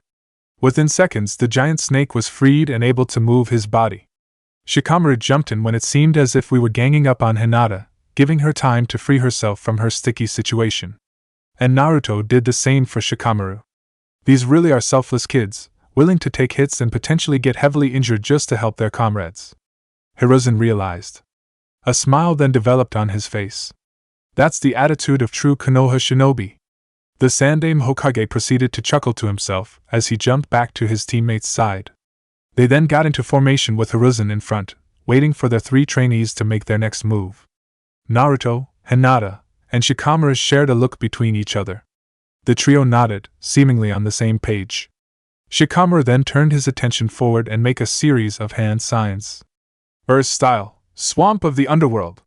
The ground underneath the 3 elder shinobi's feet transformed, turning, once again, into a thick, muddy swamp. All 3 proceeded to have their feet sink in slightly. Naruto proceeded to take the opportunity to make a singular hand sign before 100 shadow clones joined his side. The clones then rushed forward towards Hiruzen, Koharu, and Hamura. The Sandaime Hokage and his advisors, as the clones charged forward, proceeded to pull themselves out of the mud. Koharu gripped her Kuzurigama tightly as she stuck the blade of the weapon into the mud. Within seconds, an electric current was forced through the mud throughout the battlefield. 20 of the clones in the back saw the oncoming attack and jumped into the air, but the other 80 were quickly electrocuted and dispelled immediately. Naruto's clones in the air then proceeded to pull out kunai with sealing tags attached to them. They then tossed the tags around the elderly shinobi in a circular pattern before rushing through hand signs in unison. Uzumaki Fuinjutsu, Hurricane Manifestation! The tags released multiple tornadoes that rushed up to the ceiling of the cave. The tornadoes effectively trapped them inside. Shikamaru? Naruto turned his attention to his friend. Shikamaru nodded his head in understanding as he began to concentrate on his jutsu, extending the swamp further until it was directly underneath the tornadoes, where Hiruzen, Koharu, and Hamura were. As Shikamaru extended his swamp further, Hinata began to rush through hand signs. A few seconds passed by before the Sandaime Hokage and his advisors pulled themselves out of the swamp. Hiruzen then clapped his hands together before breathing out a massive gust of wind from his mouth. The wind went straight through the tornadoes in front of him, completely dispelling them. Hinata proceeded to finish her hand signs. Water style, giant vortex jutsu! Water from the spring in the training ground rose into the air and formed a massive ball. The water quickly streamed forward, aimed directly at Hiruzen, Koharu, and Hamura. Hamura noticed the water approaching rapidly, and immediately made hand signs before extending his hands outward. Ninja art, holy barricade! Light quickly surrounded Hamura's body, which extended to cover Hiruzen's and Koharu's. Hinata's massive stream of water made contact with the trio, but the light surrounding them blocked the attack, preventing it from hitting them. Wind style, drilling air bullets. Water style, gunshot. Naruto and Hinata proceeded to release bullets of air and water respectively at Hiruzen, Koharu, and Hamura. Sando, Dokiki, and Gamaken joined them, spitting out barrages of acid, water, and oil at the trio. Hamura's light barricade prevented them from taking damage, but sweat was really starting to pour down the old man's face. Shikamaru, meanwhile, concentrated more on his swamp, extending its range. The swamp began to spread forward underneath the 3 shinobi, despite the barricade surrounding them. They then began to sink into the mud. Hamura, does your jutsu not do anything about the swamp? Koharu questioned in surprise as she and Hiruzen applied the extra force to get themselves out of the mud. The guardian angel of Konoha gave no response. He was struggling too much to maintain the barricade around himself and his teammates. He was unable to apply any force on himself to get out. His body began to sink further and further into the mud. This is troubling, Hiruzen realized. At this rate, Hamura will be unable to resist their attacks for much longer. Koharu and I need to do something now. The two shinobi shared a look between each other before nodding their heads and making hand signs. Fire style, dragon fire bullet. Wind style, great breakthrough. Hiruzen breathed out a massive barrage of flame bullets from his mouth while Koharu released a gust of wind from her mouth. The two jutsu moved together at the same time, the wind fanning the flames and making them grow larger and stronger. The flames flew through the air towards both Naruto and Hinata. Seeing the oncoming attack, however, caused Gamaken and Sando to jump between them and the jutsus. Gamaken extended his Susumata, blocking one portion of the barrage for Naruto, while Sando's body provided a shield Hinata. With the jutsus officially blocked, Naruto and Hinata proceeded to jump into the air and continue their assault, firing more bullets of air and water directly at Hamura's barricade. Within a few moments, the overwhelming pressure of the constant attacks, as well as sinking into the mud, proved too much for Hamura. The light barricade faded and the jutsu was disrupted. The trio proceeded to get assaulted from the continuous jutsus of Naruto, Hinata, and Dokiki. Hiruzen and Koharu were knocked backwards while Hamura, whose body was still stuck in the mud, was forced to remain still and take the brunt of the damage head-on. He immediately coughed up blood. There's the chance. Shikamaru realized as he cancelled his swamp and made hand signs, working on a new jutsu. Shadow Gathering Jutsu! Shikamaru's shadow immediately split into 3 smaller shadows that rushed forward at Hiruzen, Koharu, and Hamura. 2 of the shadows reached Hiruzen's and Koharu's bodies as they flew through the air, grabbing their bells. The 3rd shadow rushed to Hamura as his body began to resurface from the cancellation of Shikamaru's swamp technique. It immediately grabbed the bell while the man was trying to recover. The shadows returned to Shikamaru's side, who took the bells from them. A grin developed on his face as he tossed 2 of them to his fellow friends. So that's game, right?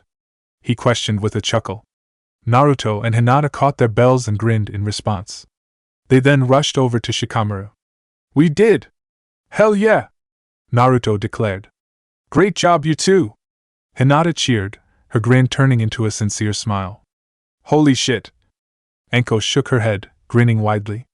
She was trying to resist the urge to tear up, but she failed, as they began to free fall down her face. My students managed to hold their own against the Sandaime Hokage and his teammates in battle. Holy fuck! That was something. Something incredibly special to have seen. Dosa noted, smiling as he looked at his friends, a sense of pride running through him. They did great and all, but you all know that Hiruzen and the other 2 held back, right? Masakato commented, his eyes narrowed slightly. I know for a fact that Hiruzen could have done more. He seemed to be making an effort to move a bit slower. Hell, he honestly let his teammates do more of the fighting, and I know that the old monkey could have definitely done more shit to them if he wanted to. Yeah, Sarutobi-sensei could have done more. Honestly, he could have provided more defense for Hamura. I know for a fact he can do more techniques with Enma to do more damage. Tsunade admitted. But I wouldn't say they were going easy on them or anything. They were much more ruthless than Sarutobi-sensei was when he fought with me, Jiraiya, and Orochimaru when we were training under him. They definitely pushed them hard. No denying that. Masakato nodded his head. They're good kids and they're only going to get better. That they are. Jiraiya chuckled in agreement. They're all really something. The Godaime Hokage smiled as he watched Naruto, Hinata, and Shikamaru rush over to Hiruzen, Koharu, and Hamura. He saw the 3 summoning animals, Gamaken, Dokiki, and Sando disappear, returning to their homes. The 6 shinobi then began to talk to each other about their opinions of the training. Jiraiya's eyes narrowed slightly on Naruto as an idea entered his head. If the next generation has shinobi like you in it, shinobi like you to lead, then I can safely say, it'll be in good hands. He realized, smiling slightly. You all went easy on us. Hinata noted. To a degree. Hamura admitted, nodding his head. Being completely honest, we figured if you had to try to get the bells back from us when we were going all out, we would be here all day. And honestly, I have plans for later tonight. Koharu commented. I'm going dash, let me guess. Naruto interrupted the woman with a smirk on his face.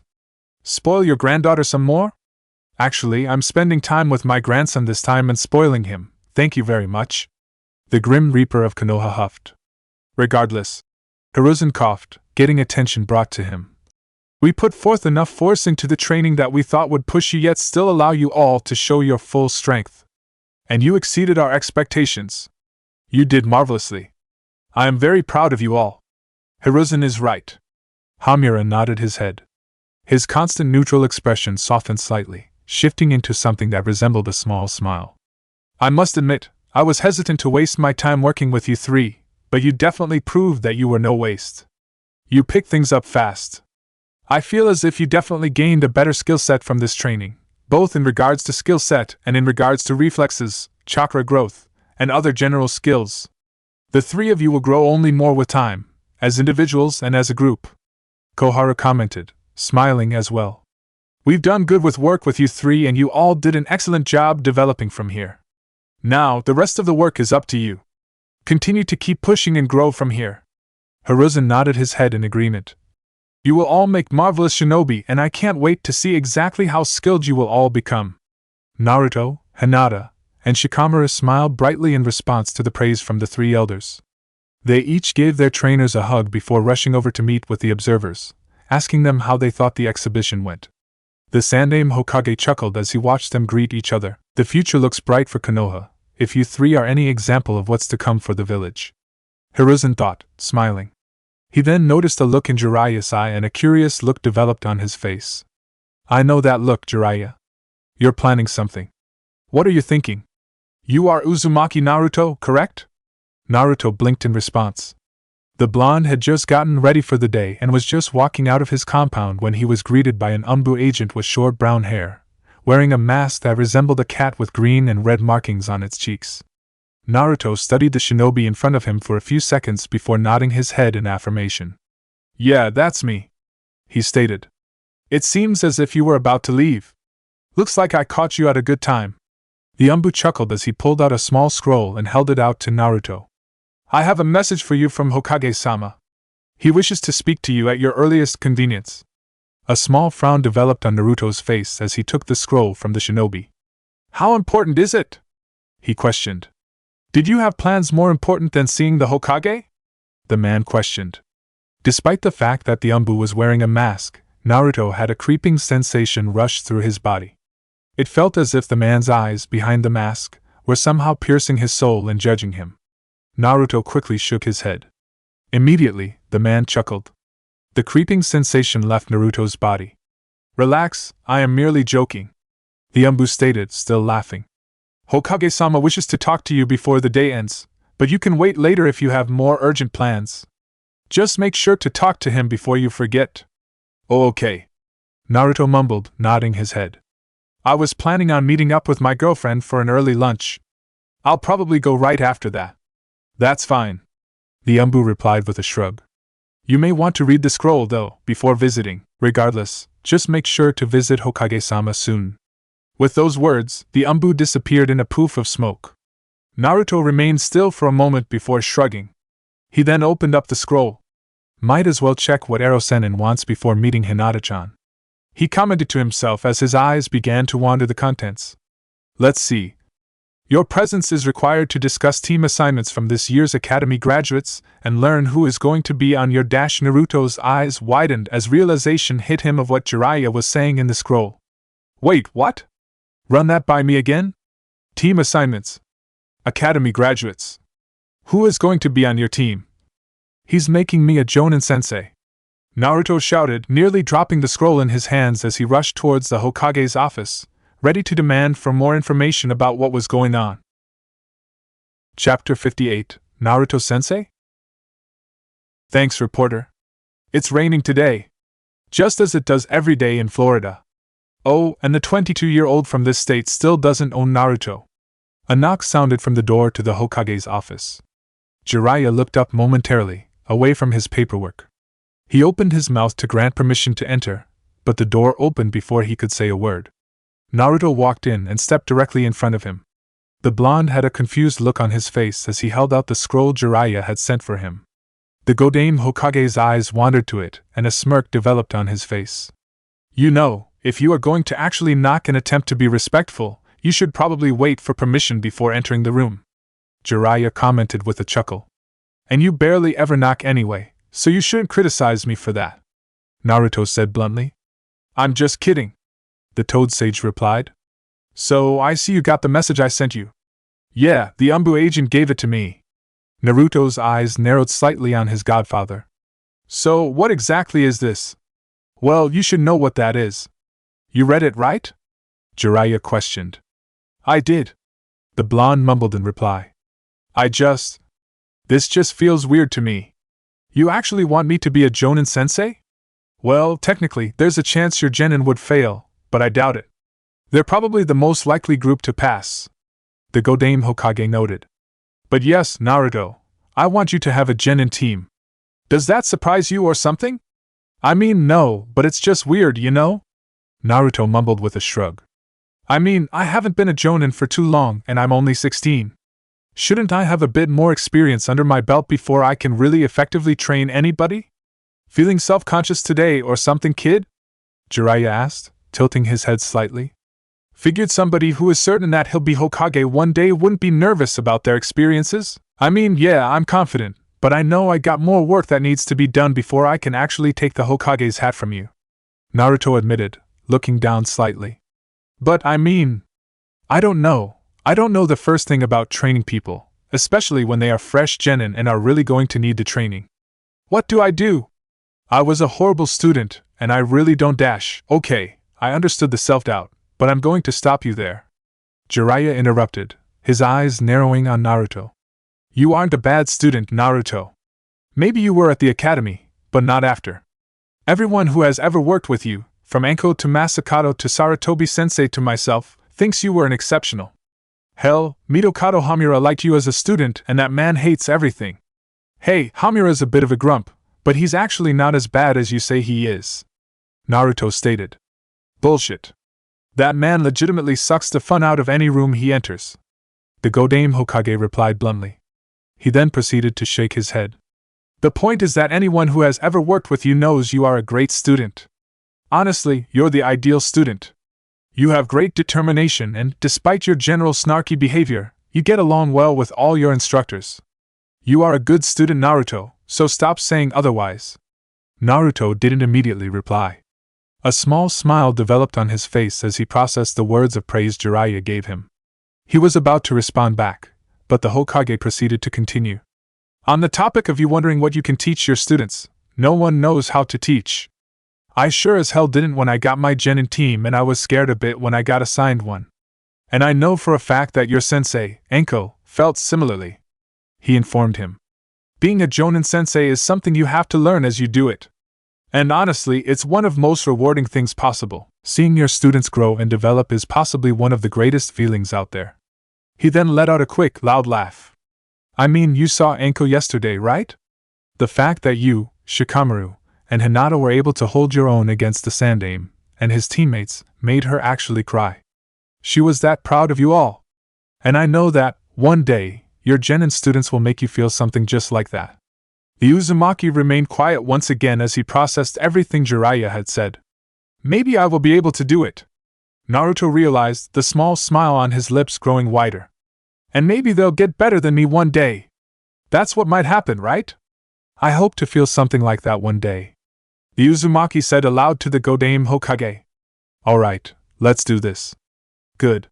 I mean, it's not like you had a choice in the matter, but I am glad you are more willing to do it instead of me having to force the position on you. Jiraiya said with a chuckle. He then reached over to his desk and pulled a sheet of paper from his desk and handed it to Naruto.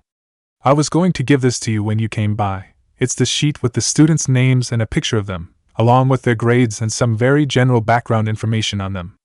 Naruto reached for the paper and took it. His eyes then started to scan the information. Immediately after looking at, he noticed the words on the top of the paper and looked at the Hokage in confusion. Did you give me the team with the Rookie of the Year and the lowest scoring student? He questioned.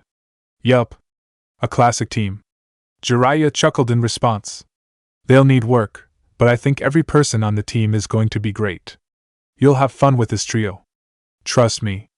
The Uzumaki shrugged in response. His eyes then wandered downward as he began to read the names on the paper. His eyes went to the first picture on the page, a girl with olive-colored skin, wavy dark brown hair that reached her lower back, and green eyes. She wore a light red sleeveless shirt and a brown skirt that reaches her knees. Attached to her back was a wooden sword. She wore the Konoha forehead protector around her forehead. The most striking thing about her, however, was her overall body. There were many bruises on her skin.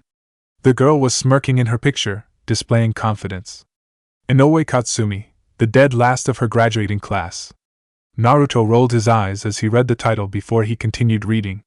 Poor test scores, doesn't appear to train at home much. It's considered a surprise she graduated. Pretty poor disposition and easy to anger. Her parents are merchants. The blonde's eyes narrowed in suspicion.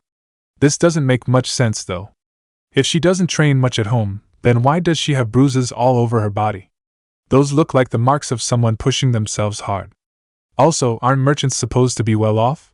If that's the case, why does she have a wooden sword and not a real one?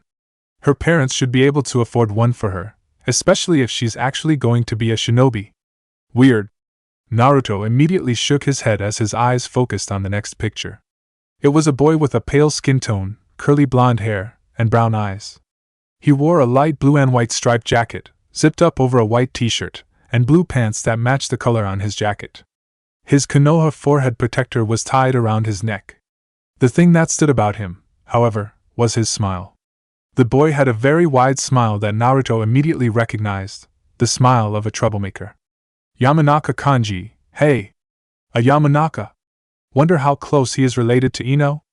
Naruto wondered. He then shrugged his shoulders, putting that to the side for now. Average test scores, regularly did not turn work in and goofed off in class, but anything he ever actually did, he performed well. Parents are Yamanaka Osamu and Yamanaka Shio, two chunin. He was a well-known jokester at the academy. The blonde let a small chuckle escape his lips. Sounds fun. Seems on paper very similar to me and Shikamaru. I wonder how funny he is. The Uzumaki shrugged as he finally looked downward to see the final picture on the page. His eyes widened at the sight of the person. There's no fucking way. Really? Naruto mumbled. What? Confused about something, Naruto? Jiraiya questioned. He nodded his head and pointed to the picture of his third student. Am I really allowed to train this person? I mean, I know them already. Is that a bias? Naruto, just because you know somebody doesn't mean you'll be biased. I trust you would not do such a thing, and I know you wouldn't give anybody unfair training, the Godame Hokage said. He then smiled at the blonde. I gave you that team, the way it is, because I know you will do good with all of them and help them all develop into shinobi. I think you will do good with them. Heh. Alright. Naruto grinned. The Uzumaki bowed in respect to his godfather as he walked out of the room. He then headed towards Panya, the bakery where he was going to meet up with Hinata for their date. As he began to walk towards the bakery, he pulled out the sheet of paper. His eyes began to focus on the third name once again. A small smile developed on his face as he read over their information. Hyuga Hanabi, Rookie of the Year. Graduated 2 years ahead of schedule. Incredibly polite and respectful to all teachers and other students. Very attentive worker who got all work done in an incredibly quick, precise fashion. Scored the highest on all of her tests. Father is Hyuga Hayashi, head of the Hyuga clan. Mother is Hyuga Hitomi, who died giving birth to Hanabi. A small frown developed on Naruto's face as he read the note about Hitomi. He recalled hearing about her death from Hinata once. A few seconds passed by before he let a smile develop, once again, on his face. I bet Hinata-chan is going to freak when she hears all of this. Naruto let out a small chuckle as he continued to walk towards the bakery. He was excited to see exactly what Hinata had to say about the fact that he was going to be the Jonin sensei for her younger sister. You are going to be Hanabi's Jonin sensei? Hinata shouted her question. Naruto nodded his head in affirmation. Hinata's eyes widened in surprise and she sat down the cinnamon rolls she was about to take a bite out of back on her plate. Her boyfriend had been a couple of minutes late to their date, but that was no big deal. He had sent a shadow clone her way to inform her that he had been asked to meet with the Hokage for a moment to discuss something and that he'd be over as soon as he got out. She did not mind waiting, however. She had been curious about what Jiraiya would want to discuss with him. She had briefly hypothesized about what it was going to be, but she had not guessed that it'd be to appoint Naruto as a Jonin sensei, and she certainly did not expect that he would be appointed as Hanabi's Jonin sensei. So, what do you think of it? Naruto asked with a chuckle. I think that's amazing, Hinata exclaimed, smiling brightly in response. I know Hanabi is going to be incredibly excited to hear this. Don't tell her yet, though, Naruto quickly said, shaking his head. They're not supposed to know the team placements yet. I won't say anything, Hinata replied. I still think she's going to be really excited when she finds out. She has always spoken very highly of you whenever you come up. Really? Huh? The Uzumaki rubbed the back of his head sheepishly. I was kinda thinking I really needed to do more to get to know her better. She really likes me? Of course she does, the Hyuga replied as she poked Naruto's shoulder, pushing him back slightly. Why wouldn't she? Naruto gave no verbal reply, which caused her to giggle in response. The two shinobi took a second to take a bite of some of the pastries they had bought at the bakery before continuing their conversation. So, just out of curiosity, has Hanabi said anything about Inoue Katsumi or Yamanaka Kanji? Like, do you recognize the names at all? Naruto questioned. Hinata shook her head. Hanabi kept to herself mostly at the academy. She and father agreed to have her focus more and graduate early after my success, so she ended up moving up 2 classes. She's younger than the other students, so she didn't really try to get to know anybody. If it wasn't for Hebihiro, I don't think she would have had a single friend at the academy. A thought then entered the Hyuga's head, causing her to giggle slightly. Despite that, though, I do know one name.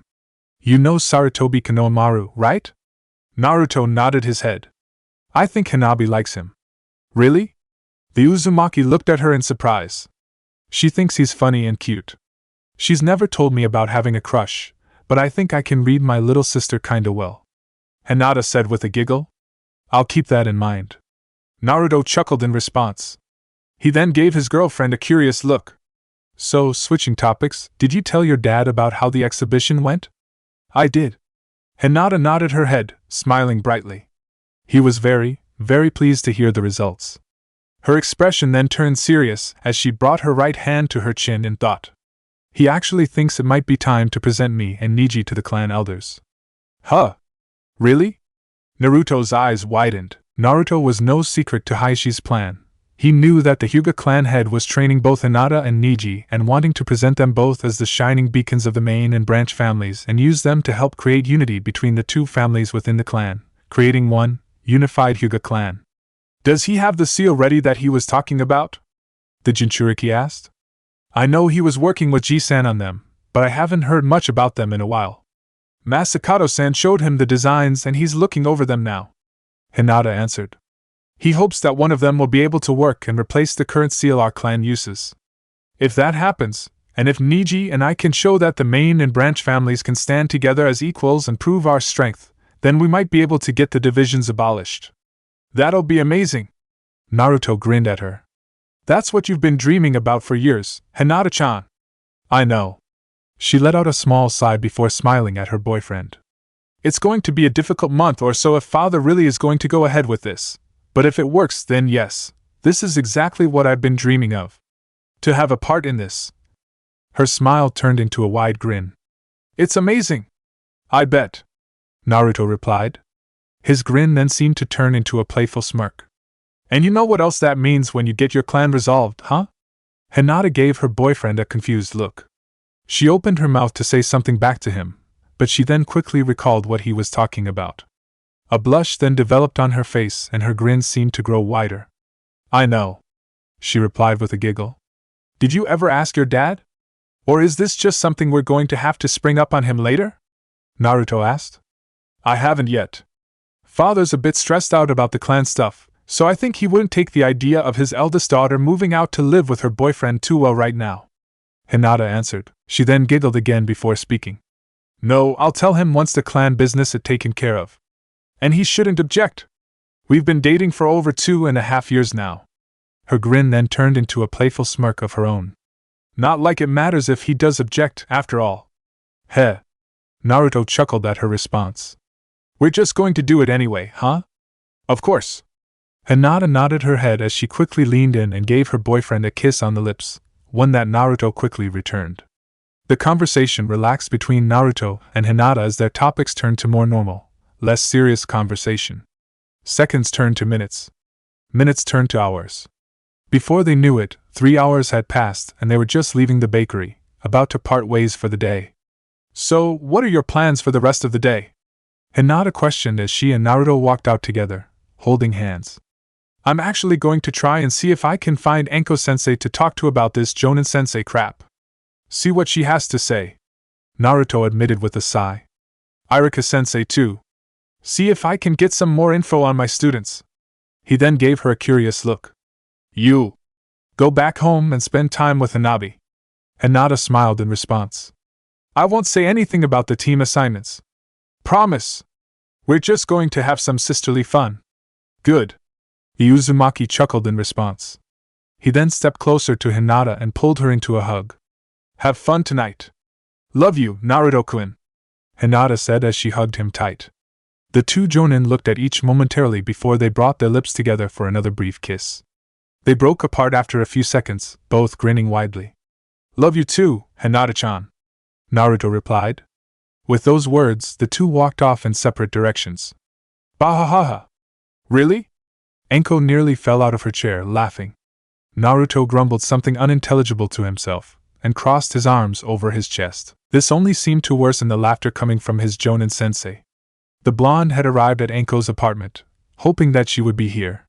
She was, and, after getting invited in and offered a cup of tea, he informed her of the news of his appointment. He was expecting some form of surprise and excitement for him, something akin to Hinata's reaction. What he was not expecting, however, was Anko to just start laughing. I don't really see what's so funny about this, he mumbled. This is serious, you know? I know. It's just, well, funny to me, Anko stated, still laughing. Heh, you got a group of brats forced onto you as well. Yeah? Naruto rolled his eyes in response. But it's not that funny. I mean, I'm actually cool with it. You're taking it better than I did, the snake summoner noted. I was so fucking pissed when the Sandane told me. I went straight to the bar across the street right after and nearly passed out after all the shit I drank. Uzumaki's eyes narrowed. You do know you're saying this to one of the students that you got forced on, right? Yeah, I know, but that was before I even met you all. I think my reaction was justified, Anko declared. Her laughter finally stopped and her demeanor became more serious. Although, I will say, having Genin was not as bad as I thought it'd be. You brats were a lot of fun to work with. It's something I'm very glad I got to do. And honestly, you'll be thinking the same thing once your three end up establishing themselves. Yeah, I know. Naruto nodded his head in agreement. His hands went to the teacup that Anko had prepared for him before speaking. That's why I'm not upset about it anymore. Ero-sennin convinced me that this would end up being good. It will be. Just make sure to keep training yourself as you train them, don't just sit idly by. Make yourself get tougher as they get stronger, Anko declared, pounding her fists together. So, you know the kids you got, right? You said you have Hinata's bratty sister, but do you have anyone else cool? Naruto frowned at Anko calling Hanabi a brat. He took a sip of his tea before speaking. I don't know them really. I'm going to talk to Iruka-sensei after this, and see if he can tell me anything about them. Not a bad idea. I know I bothered him for the information too about you all once I got assigned my team. He generally has some good things to say. Anko nodded her head. A curious look then developed on her face. Any ideas for the true exam? I know you got to make one up. Honestly, I haven't even gotten to the part where I think about that, Naruto admitted sheepishly. Well, you got some time for that, the snake summoner noted as she took a sip of her tea. Just remember that the true point of the exam is to test a combination of skills and teamwork. I found out you, Hinata, and Shikamaru were all good friends at the academy, so I opted for just a generic fight practice to test your potential, but you probably got some brats that aren't that close. You're going to need to test their ability to work together, first and foremost. I know. The Jinchuriki nodded his head. I know of the bell test that old man Hokage, Jiraiya, and Kakashi use, but I don't really want to use that. I'd like to do something original, you know? I just need to think of what. Well, if you want, I'm here if you ever want to just fire off some thoughts. I'll gladly give my opinions on things, she offered. Thanks. I might take you up on that a bit later, he replied. He took another, long drink of his tea, finishing it off, before continuing to speak. First, though, I'm going to meet up with Irika-sensei and ask him some questions about my team. Yeah? I gotcha. Anko chuckled. Tell him I said hi for me, will ya? Naruto nodded his head in affirmation. He waved goodbye to Anko before leaving the apartment. Anko, now alone, finished drinking what was left of her tea before a small smile. One of my students actually got their own team already. Damn, I'm getting old. She chuckled to herself. As soon as the thought entered her mind, a scowl developed on her lips. Wait, I'm 28. Why the hell do I feel old? Fuck that. Just as Naruto was right about where Anko would be, the blonde correctly assumed that Irika would still be at the academy, doing paperwork and making arrangements for next year's upcoming students. Upon greeting the academy instructor, briefly telling him about how the exhibition went, and informing him of his new appointment, the two rushed off quickly to discuss the information at Ichiraku's. The two shinobi walked in and immediately gave 2 orders for miso ramen. They then turned their heads to each other. Irika had a wide smile on his lips as he looked at the blonde. Naruto, this might sound odd to you, but you are the first person I have actually taught that is getting a genin team. Irika told him. You don't understand how proud I am of you. Heh. Naruto rubbed the back of his head sheepishly. Thanks, Irika-sensei. You're so young too. But then again, I guess it makes sense. You have had training from the Sandaime Hokage, the current Godaime Hokage, and the Sandaime Musukage. And you are a Jonin already. A chuckle escaped the academy instructor's lips. Heh. You actually outrank me. I do. Huh. To be completely honest, I never really thought about that. Naruto mumbled to himself before shaking his head. It doesn't really matter though, just like Anko-sensei is still Anko-sensei, you're still Irika-sensei. I'll be the Rokudame, and I'll still be calling you Irika-sensei. A Hokage calling me sensei. That'll be the day, Irika said with a wide smile. So, who was assigned to you? I was actually wanting to talk to you about them and learn more about them, Naruto admitted, rubbing the back of his head. I got Inoue Katsumi, Yamanaka Kanji, and Hyuga Hanabi. Ah. That team. The academy instructor sighed slightly. You'll have fun with them. Why say it like that? The Uzumaki frowned, noticing the slight sarcastic tone in the Chunin's voice. Are they bad or something? No. Far from it. I just think that, as a group, they may need some work before they really mesh well together, Irika admitted. He then looked at Naruto and a thought entered his head, causing him to smile. Maybe that's why Godame-sama gave you them. You probably can get them to work together. Hopefully. The Jonin nodded his head in affirmation. You wanted to know more about them, right? Irika questioned again. A small, playful smile then developed on his lips. Although, to be honest, you probably know more about Hanabi than I do. Yeah, I know her. Naruto chuckled in response. I'm not worried about Hanabi. Yeah, I wouldn't be either. Hanabi's honestly a joy to work with. Such a respectful young lady. It's rare to see a rookie of the year as polite as her, the academy instructor noted. The smile on his lips then fell slightly. The other two, though.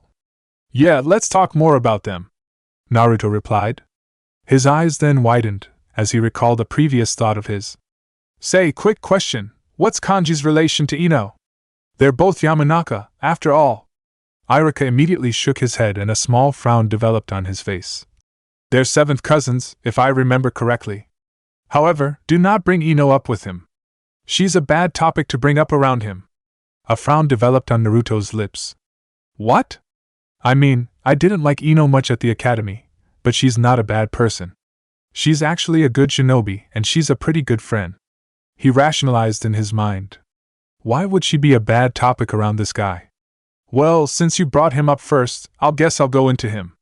Irika spoke, pulling Naruto from his thoughts. Honestly, and I'll never admit this to him because of how disruptive he was during class, Kanji is very funny.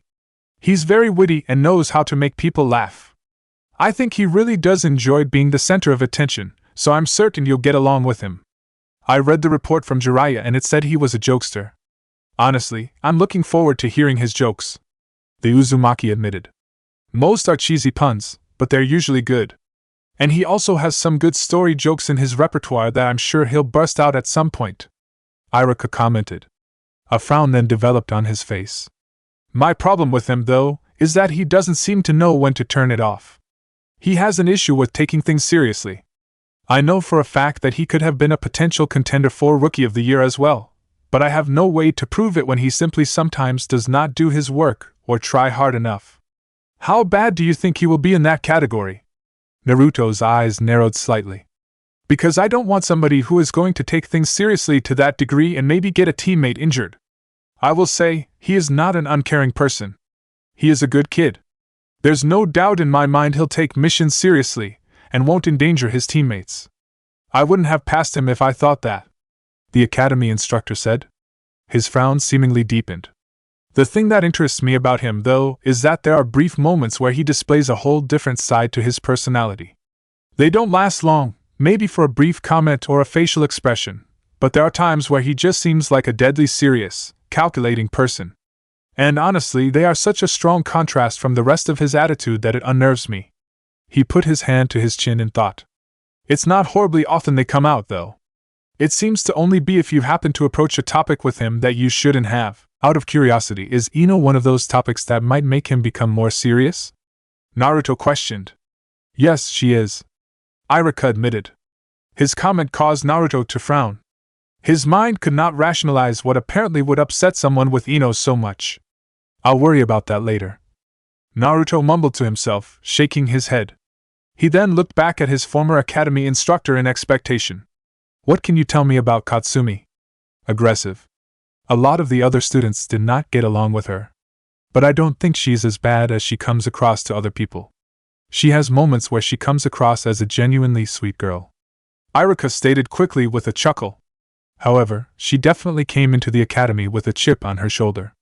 It definitely bothers her that she's the dead last of her year, and I know she's going to do her best to make you not think badly of her. The report said that it barely seemed like she trained at home, Naruto recalled. Is that true? Honestly, I don't know, the academy instructor admitted with a sigh. She made incredibly slow improvement with taijutsu lessons, weapon proficiency, and the academy basic jutsus. It's the only thing I can assume. She just doesn't try outside of the academy. A confused look then developed on his face. But then the weird thing is those bruises she develops. Those are definitely self-inflicted from training. I'm familiar with those types of bruises. So she has to be training to some degree. Yeah, I noticed those too. Naruto nodded his head. They really confused me. Honestly, she confuses me in a lot of ways. But one thing I will say about her, being a shinobi means everything to her. It's very rare to see someone with so much pride for her village, especially from someone who has no shinobi in their family. She's from strictly civilian lineage, yet she wants to be a shinobi and do everything she possibly can for Konoha, Iruka said with a smile. In some ways, I see little bits of you in her. Really? The Jinchuriki blinked in response. Yeah. I definitely see some of you in both her and Kanji. Iruka nodded his head in affirmation. I don't know what they are thinking, but I do firmly believe that you may be just the right person to help guide those two on the right path to becoming great shinobi. He then chuckled slightly. And don't forget Hanabi either. She's also your student, and I'm sure there is more to her and her inner thoughts than you or I or even Hinata are aware of. You'll help her grow too. I'm confident, Naruto, you're going to make a phenomenal Jonin sensei for these three. A small smile developed on Naruto's face. It proceeded to grow wider with each passing second. He opened his mouth to respond, but before he could, Tucci walked by with their bowls of ramen. The two shinobi turned their heads to their food for a brief moment before looking at each other again, chuckling slightly. Continue this conversation after we eat? Iruka suggested. Sure. Naruto nodded his head in agreement. With that, the two shinobi grabbed their chopsticks, clapped their hands together for a brief moment, and quickly began to devour their food. One day later. What do you think, Masakadoji-san? Naruto questioned as the two entered the SEAL training room in the compound. I don't exactly know what you're asking me, Masakado replied, frowning slightly. Are you asking me my opinion or are you asking me for permission? Well, both technically, the blonde replied, rubbing the back of his head sheepishly. I mean, it took me a while to come up with this. I spent all last night thinking about what I wanted my exam to be. So I wanted to know if you thought this would be a good idea? Honestly, I still don't know why you have to administer some type of test for your genin, the former Yuzukage noted, shaking his head. You'd think that any student who passed your academy would be fit to be a shinobi. This system Konoha has seems pointless to me. That doesn't answer my question, Naruto commented, narrowing his eyes on the older Uzumaki. Well, to be blunt, you don't need my permission. If you want your exam to be at the compound, then be my guest. Just make sure to inform Masamian. He might get surprised by a bunch of random brats trying to do their shit here. Masakato replied with a shrug. As for your exam, I think it's unique. It'll do the job and test them on their teamwork and all of that. And I think it's fitting for you. Okay, that's all I needed to hear. Naruto grinned in response. Thanks, Ji-san. No need to thank me. Masakato shrugged in response. Anyway, are you ready to get work today? Naruto nodded his head in understanding. The two Uzumaki then walked into the center of the room. The blonde proceeded to chuckle as he cracked his knuckles. Funny we're about to actually start working on this, he said, still chuckling. Taiyuya is going to be pissed when she hears that I'm starting this without her. Well, she can get back to work on it when she finally gets back to Konoha for a period longer than 2 days. Masakato grumbled. He then looked at Naruto in curiosity. So, as we've discussed before, you can learn seals by yourself now. And you can even do your own experimentation and make your own seals. However, there are only 2 things left I think I can actually teach you about the art of Fuinjutsu, a specific ability of the Uzumaki clan and a seal of my own design I'd like you to learn. But first, our clan's ability. You are ready to start? I already said I was. Naruto nodded his head in affirmation. Good. Masakato grinned as he snapped his fingers. Immediately, a single chain rushed out of his body. Now, let's see how quickly you can master our clan's adamantine sealing chains. 4 days later. In the Hokage's office, all potential Jonin senseis were present in the room. The group stood around a table placed out in the room. Jiraiya had placed a crystal ball in the center of the room and, using a jutsu, managed to create a projection of the Shinobi Academy in the center of the crystal ball. Iruka was standing in the center, a wide smile on his face, holding a stack of papers in his hands. From this day forward, you are all genin of Konoha, Iruka said as he looked at all of his academy students. Each of the Jonin sensei candidates were watching the scene with attentive eyes, waiting for it to continue. Naruto, however, having recently graduated and recalling Iruka's speech, proceeded to look away for a moment and study the other Jonin in the room. He did not recognize most of the people in the room. All of the shinobi in the room were at least 10 years older than him. They were people Naruto had seen in passing but he had no real relation with.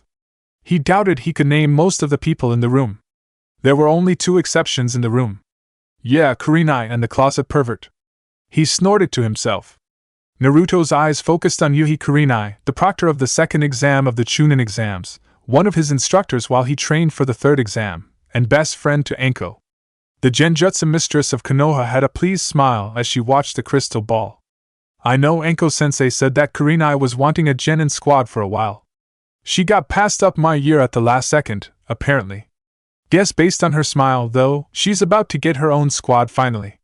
Naruto realized. The blonde smiled at her. Good for her. She'll be a kick-ass sensei, Databeo. His eyes then moved on to the only other person he recognized in the room, Ebisu. Naruto's smile turned into a frown as he recalled the time where he had met him. He had just met the Sandame's grandson, Konohamaru, and offered to train him when Ebisu intervened and objected. Naruto actually used a variation of his patented sexy jutsu, the harem jutsu, in order to defeat him in a battle. Since then, they had never interacted with each other, and Naruto would prefer to keep it that way. I know that he apparently stayed as Konohamaru's ninja trainer, so I guess he probably is going to be his genin sensei, meaning he'll get a team too. Great. Naruto rolled his eyes. He doesn't deserve one. Ebisu briefly looked up and noticed Naruto staring at him. The two exchanged a look for a brief moment.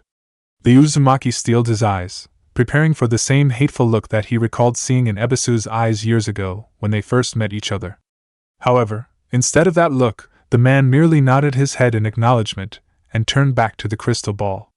Naruto's eyes widened in response before he let a small smile develop on his face. I guess he could have changed since we met. Naruto realized. Hell, I've changed a lot. I shouldn't really judge him based off that one meeting years ago. With that thought, Naruto turned his attention back to the crystal ball.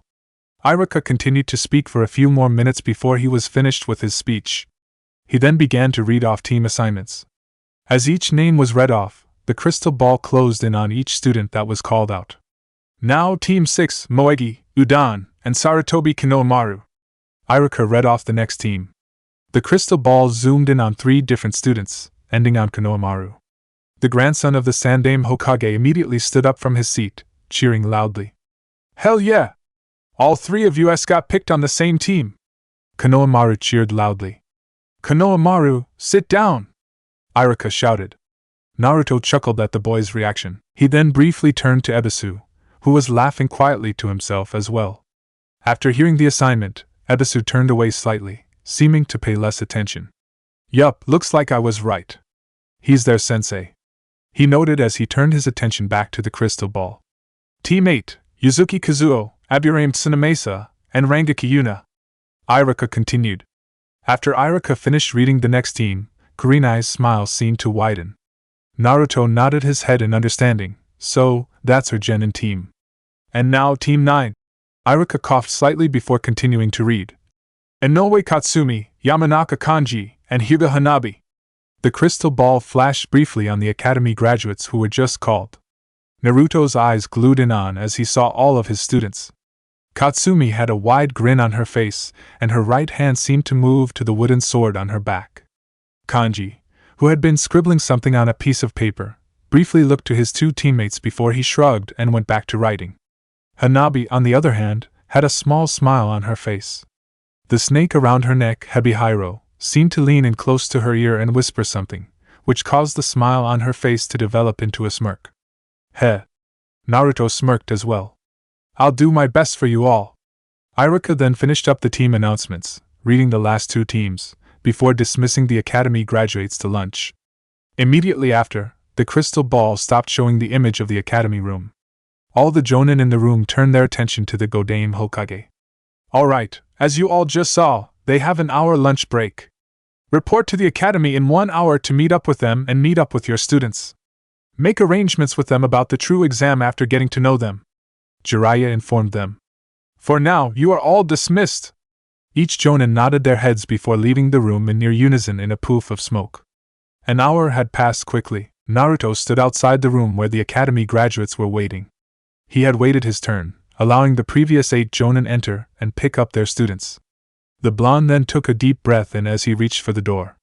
Why the hell am I nervous? I thought I was over this already. He chastised himself. They're genin. They can't be intimidating or anything.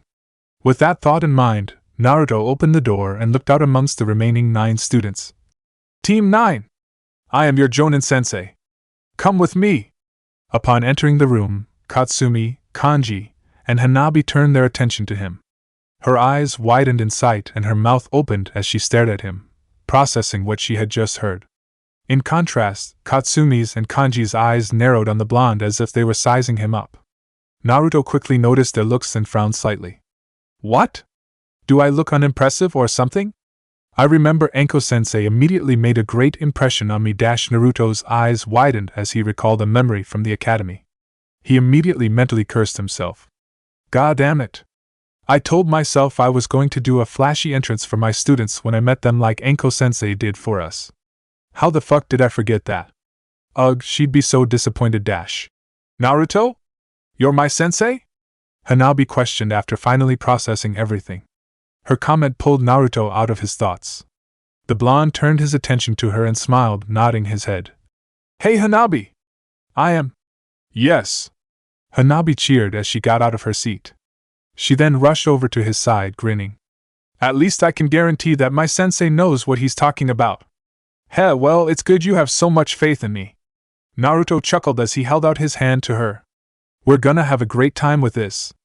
Hanabi nodded in agreement and high-fived the blonde. She then gave him a curious look as she wiggled her shoulder, gesturing towards the snake laying his head down on it. Naruto, you've met Hebihiro, right? Yeah, like once or twice. He replied before smiling to the snake. Nice to meet ya again. Likewise. Hebihiro bowed his head slightly in response. Treat us well.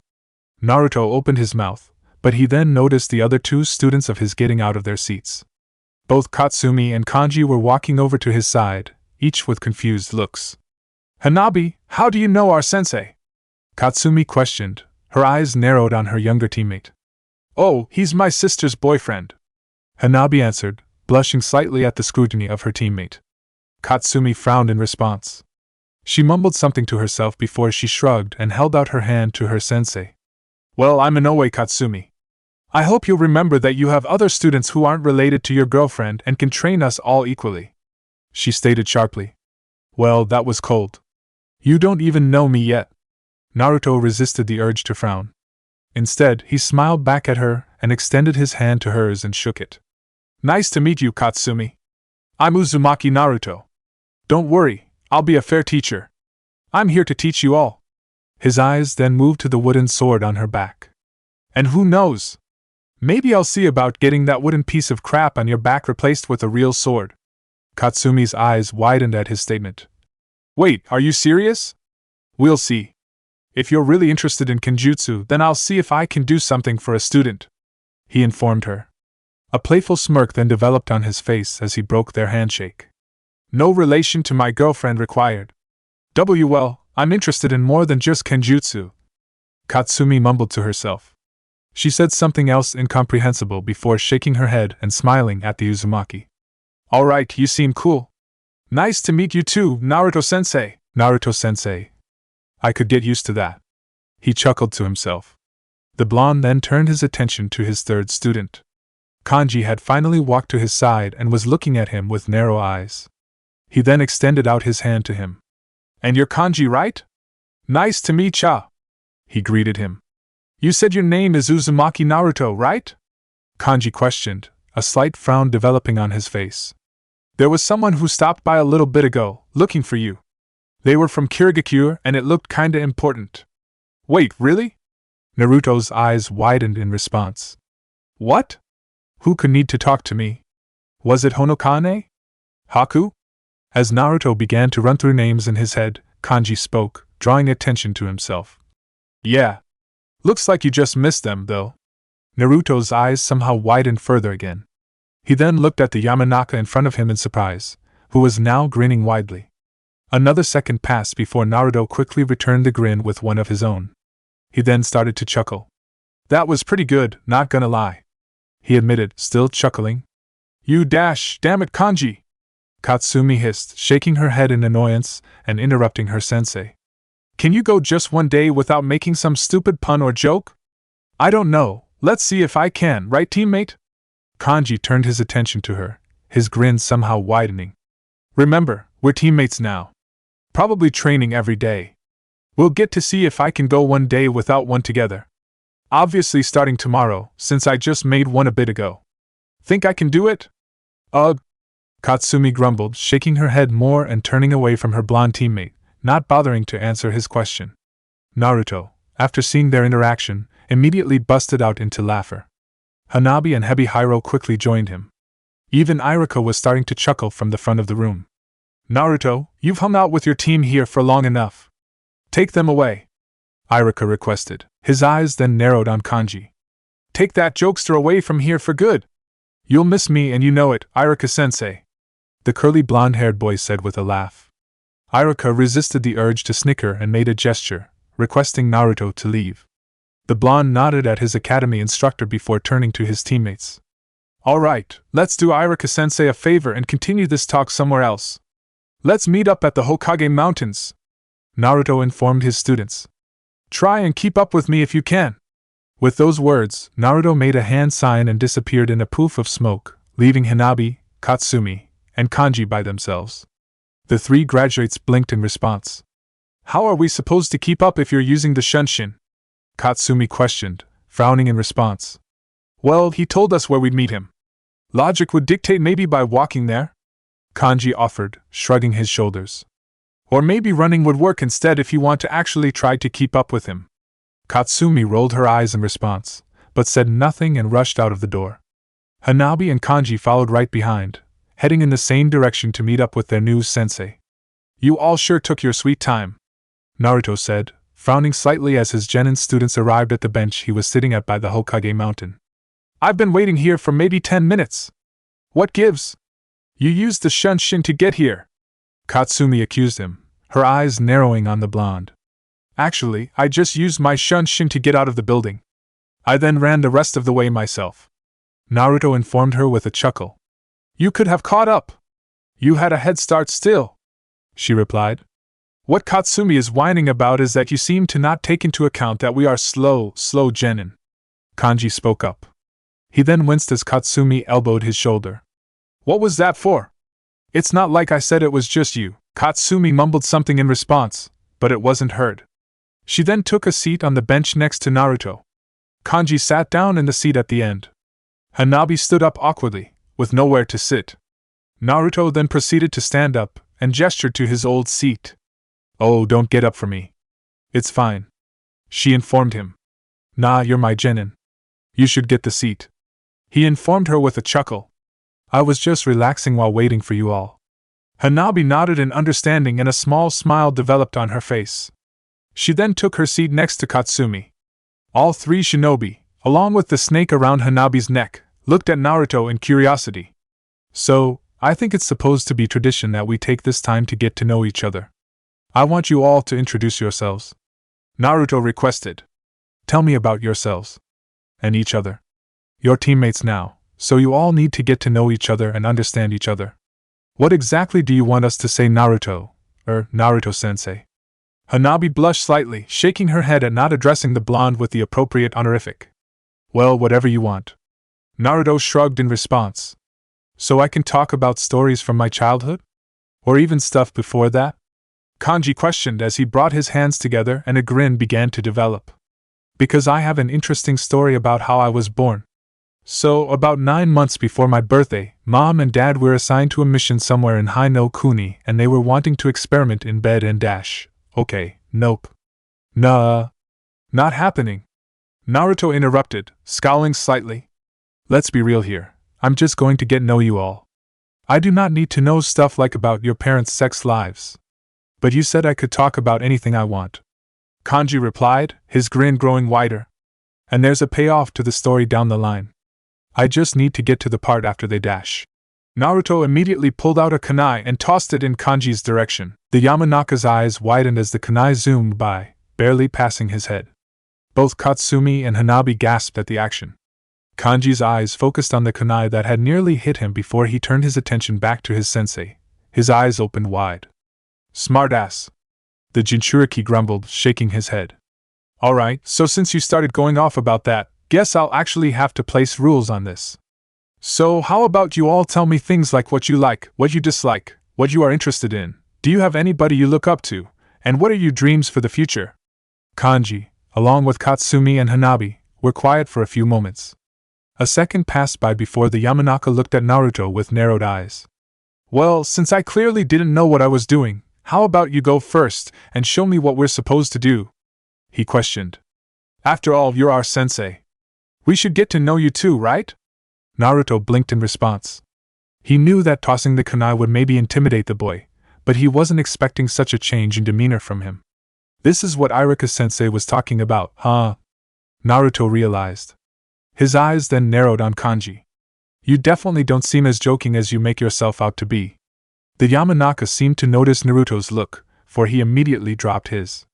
His demeanor changed and a small, cheeky smile developed on his face, and he rubbed the back of his head in a sheepish manner. I mean, you don't have to if you want. You can be some unknown sensei to all of us. Well, expect to Hanabi, I guess. Kanji informed him. No, I can say some stuff about myself. Naruto replied with a shrug. He then turned to address all three of his students. I'm Uzumaki Naruto, as I said earlier. I like ramen, sweet foods, spending time with my friends and family, times of peace, and working on and practicing jutsu. I also love my girlfriend, Hinata. Hanabi smiled in response to Naruto's comment. Naruto chuckled at her reaction before continuing. I dislike the time it takes for ramen to cool down. I also hate arrogance, judgmental people, and people who are overly violent. My hobbies include gardening, practicing jutsus, training, and pranking my friends. I've also just started picking up cooking and drawing. His eyes then moved upward, focusing on the Yandames and the Godames' faces on the mountain above. My inspiration was the Yandame Hokage. My dream for the future is to become the Rokudame Hokage and do what I can to make sure the world stays peaceful and that all of my friends and family are safe and protected. The three genin remained quiet after his introduction. Hanabi was smiling brightly as she looked at her sister's boyfriend. Katsumi was staring at Naruto with wide eyes. Her eyes looked up to the Yandame's and Godame's faces as well, and a small smile developed on her lips. Kanji was looking at his Jonin-sensei with a curious look on his face. He then let out a small chuckle, drawing attention to himself. Well, since I fucked up my introduction screwed up. Hanabi interrupted, frowning slightly. Please don't swear, Kanji-san. Heh. Alright. The Yamanaka let another chuckle out before continuing. Anyway, since I screwed up my intro, I'll go next then. My name's Yamanaka Kanji. I like pretty much all types of seafood. I also like jokes, stories, and anything that can get me thinking. I don't like people who have no sense of humor. I also really don't like things that bore me. My hobbies include telling jokes, walking through the village, reading books, and doing puzzle games like Sudoku and crosswords. The blonde then shrugged. As for a person I look up to in dreams, honestly, Naruto-sensei, I haven't really thought about either. Really? The Jinchuriki questioned. Really? Kanji replied. I have an attitude towards life. Why focus on the future when you have today to worry about, but you can't just ignore the future entirely? Katsumi commented, frowning slightly. I get what you are saying, but then what exactly are you doing in the present if you have nothing to work up to? Well, I just like to let life surprise me. We'll see what happens to me later. The curly-haired blonde replied. Katsumi's frown deepened in response. She then turned her attention to Naruto. You want me to go next? Well, if you're offering. Naruto urged. Well, I'm Inoue Katsumi. I like sweet foods as well, Naruto-sensei. I also like birds, card games, and music. I really don't like stupid people and fake people. And I hate judgmental assholes who think that because I wasn't raised by shinobi, I'm never going to be a good one, she declared, nearly snarling after finishing her dislikes. Her attitude softened as she continued. My hobbies are playing card games, practicing with different weapons, and people watching. I also like to go to a tea shop by my house. You like tea? Naruto questioned, chuckling slightly. I actually have a couple of friends who brew their own teas, if you'd like to try them. I'll try them, yeah, but I'm not much of a tea person, Katsumi admitted, running her hand through her hair. I mostly just go visit the place because there is a girl that works there that I could like . The kunoichi immediately stopped talking as she realized what she was saying. She immediately shook her head, blushing slightly. Forget I said anything. The tea shop you're talking about wouldn't happen to be called Aishu, would it? Kanji questioned, smirking slightly at the girl. That would mean the girl you are talking about is . I'm trying to finish my introductions, Kanji. Katsumi shouted. Fuck off. Screw off. Hanabi corrected, frowning again. Hanabi, please don't correct my swearing, the civilian-born shinobi requested, turning her attention to Hyuga. I'll try not to if it bothers you, but please try not to swear. It bothers me. Hanabi asked back. But why? Katsumi demanded, frowning back at the Hyuga. We're shinobi for fuck's sake. There's no reason to be prudish about swearing. I'm sorry, I just don't like it, she replied as he frowned deepened. Also, you could say we're shinobi for crying out loud, instead of what you did say. Oh god, these three are going to be so much fun later, Naruto realized. He resisted the urge to chuckle as his eyes moved from one person to the other amongst his students. Once we get them going with some good teamwork, I'll be able to just sit back and watch them talk to each other whenever I get bored. This is quality entertainment. Katsumi proceeded to shake her head before continuing. Anyway, before I got sidetracked. Oh. I was on people I look up to. Well, my inspirations are the Yandame Hokage and the Godame Hokage. A smile developed on her face. They really showed people what civilian-born shinobi could be if they put all of their energy to being a ninja. Especially the Yandame, who put the village before everything, including his own life. I want to be a shinobi just like him. I want to become the first woman to become Hokage and give everything I can to the village that's been my home for as long as I can remember. She then looked at her sensei and gave him a challenging look. So if you want to be the Rokudame Hokage, you're going to have to fight me for it. But if you do get the position over me, you better not hold on to it for too long, 'cause then I'll be Nanadame. Heh. A smile developed on Naruto's face as he held out his fist to her. Good luck, then. From one person who wants to be the Hokage to the other, I wish you the best. Katsumi's eyes widened in response. She had been expecting the blonde to rebuke her dream, reminding her about being a poor student at the academy.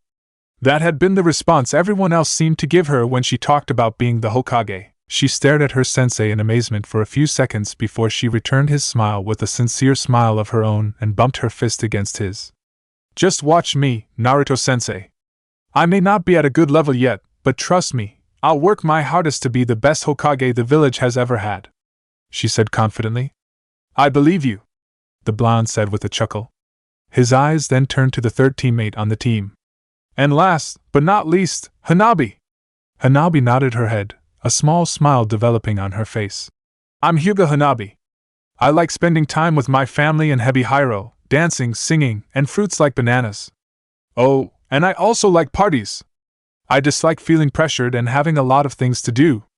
Oh, and as I made it clear earlier, I also don't like swearing. A small frown developed on her face. So please, try and come up with other things to say. Things that aren't as crude. I'll try, but I'm sorry in advance if I slip, Naruto admitted, rubbing the back of his head sheepishly. Yeah, I make no promises, but if it bothers you that much, Katsumi mumbled, before sighing. I'll try. I appreciate it, Hanabi said, smiling. I'll try not to be too much of a jerk about it, but I really appreciate Dash. If you two need help with that, I've been studying magic and I think I know a curse that can help prevent swearing, Kanji commented, grinning wide in response as he interrupted the Hyuga. The blonde was immediately shoved by Katsumi.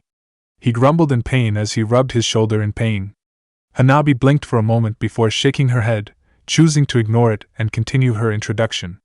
Anyway, my hobbies are training with my father, dancing, and singing, as I said earlier. And playing games with Hebihiro. Hanabi's right hand went down Hebihiro's body, as if she was rubbing him. The snake seemed to relax further around her neck, causing her to giggle. I look up to both my father and mother, even though I never met her. I do also look up to my sister, Hinata, who is a much greater shinobi than I'll probably ever be. Hanabi proceeded to frown slightly. And well, I honestly don't really have a dream for the future. I don't really know exactly what I want in life. I know what's expected of me, to be a great shinobi and representative of the Hyuga clan, but I really don't know what I personally want. That's fine. You're not expected to know exactly what you want, Naruto commented, shaking his head. A small smile developed on his face. I'm sure you'll find out what you want in no time. Yeah, don't stress about the future just yet, Katsumi added, smiling at her teammate. Why does she get to not worry about the future, but when I say something about it, I get a lecture? Kanji mumbled to himself. Did you say something, Kanji? Katsumi asked, turning her attention back to the Yamanaka. Oh good, you can hear. I was starting to wonder if you didn't have that ability, he said, chuckling to himself. Okay, moving on. Naruto spoke up before Katsumi could respond to Kanji. The Uzumaki's eyes then narrowed on the snake around Hinata's neck. Hebihiro, did you want to introduce yourself? You are with Hanabi almost all the time, right? That makes you technically with us as well. Hebihiro seemed to shrink around Hanabi's neck. Hebihiro is a little shy around people he doesn't know horribly well. He'll introduce himself some other time, the Hyuga commented. However, you are right, we're together almost all of the time. And we just started fighting together too, so he's as much a part of this team as I am. Really? So, they fight together? Huh. Hinata never told me that. I guess maybe she doesn't know. Naruto's eyes focused in on Hanabi. I'm now very curious about tomorrow. Wonder exactly what you can do too. Well, it's a good thing we actually brought up the team membership, though, because I now have to let you all know something, Naruto commented, chuckling slightly. You all have to take one more exam. Another exam? Hanabi, Katsumi, and Kanji gave the blonde a confused look. Yup. You all passed the academy's test, but there's still one more test left, the real graduation exam to see if you are all ready to be genin. It has a 66% chance of failure, and failing it will send you all back to the academy, the Uzumaki said cheerfully. The reaction was instantaneous. Hanabi's eyes were wide in surprise and fear. Katsumi brought her hands to her face, and Kanji shook his head, mumbling something incomprehensible to himself. Their reactions caused their Jonin-sensei to chuckle again. The exam is going to be tomorrow afternoon at 12 o'clock at the Uzumaki clan compound. Make sure to get there on time, he informed them. A large smile then developed on his lips. Oh, by the way, regardless of if you all pass the exam or not, the last person amongst you three to show up is going to get pranked for the rest of the month. With those words, Naruto disappeared in a poof of smoke, using the shunshin. The 3 genin members of Team 9 looked at the spot where the Uzumaki had previously been with wide eyes. Roughly a minute passed by and none of the trio were moving. They were too focused on their own thoughts. Finally, after another minute, Katsumi finally broke the silence by shaking her head. What the fuck just happened? She questioned. For the first time all day, Hanabi didn't correct her choice in language. She was too stunned to properly notice. Chapter 59. The True Graduation Test Naruto Style. Hey, do you have room here for 3 people? An inn clerk looked up and noticed 3 people had walked into her building. The first was a man with shaggy red hair that almost covered and concealed his blue eyes. The second was a little girl with red, curly hair that reached her lower back with matching blue eyes. The 2 were wearing similar clothing, a black, worn-down shirt and brown pants and skirt, respectively. They both also had backpacks over their shoulders filled with clothes. The third person was a woman with long, untamed red hair, with a black hat over it to keep it in place and out of her face, and brown eyes. She wore a black shirt with a dark red jacket over it, and black skin-tight shorts. She also wore chainmail that went to her hands and just below her knees. I can get you a room, yes, the inn clerk commented, bowing her head as she went to go get a key and paperwork. Do you want 1 room or 2 for your party? 1 is fine. No worries, the woman with long red hair commented as she pulled out money from her pockets. And go ahead and put it under the name Tayuya. We'll only be here 1 night. The clerk nodded her head in understanding as she filled out the name. She then handed the key and took it in exchange for the money. Out of curiosity, where are you heading? I usually like to ask anyone that comes by, the clerk asked. Hi no Kuni, the red-haired woman stated. With those words, the 3 red-haired people started to walk away. They then walked to their room that corresponded to the key. You didn't have to pay for the room, Tayuya-san. I had the money and you've already done so much for us, the red-haired man informed her, frowning slightly. I'll repeat what I already told you earlier, Susumu. I don't mind. Just doing my family a favor, Tayuya replied with a small smile. You're the best Tayuya-ne, the little girl exclaimed as she hugged Tayuya's knees. Do you know when we'll be in Konoha? Well, Setsuko-chan.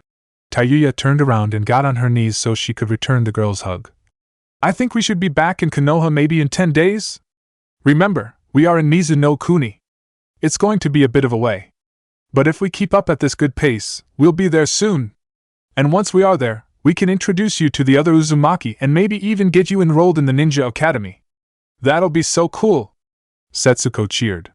She broke the hug with Tayuya and looked at the man by their side. Can you believe it, Daddy? I'm going to be training to be a ninja. I know, Setsuko-chan.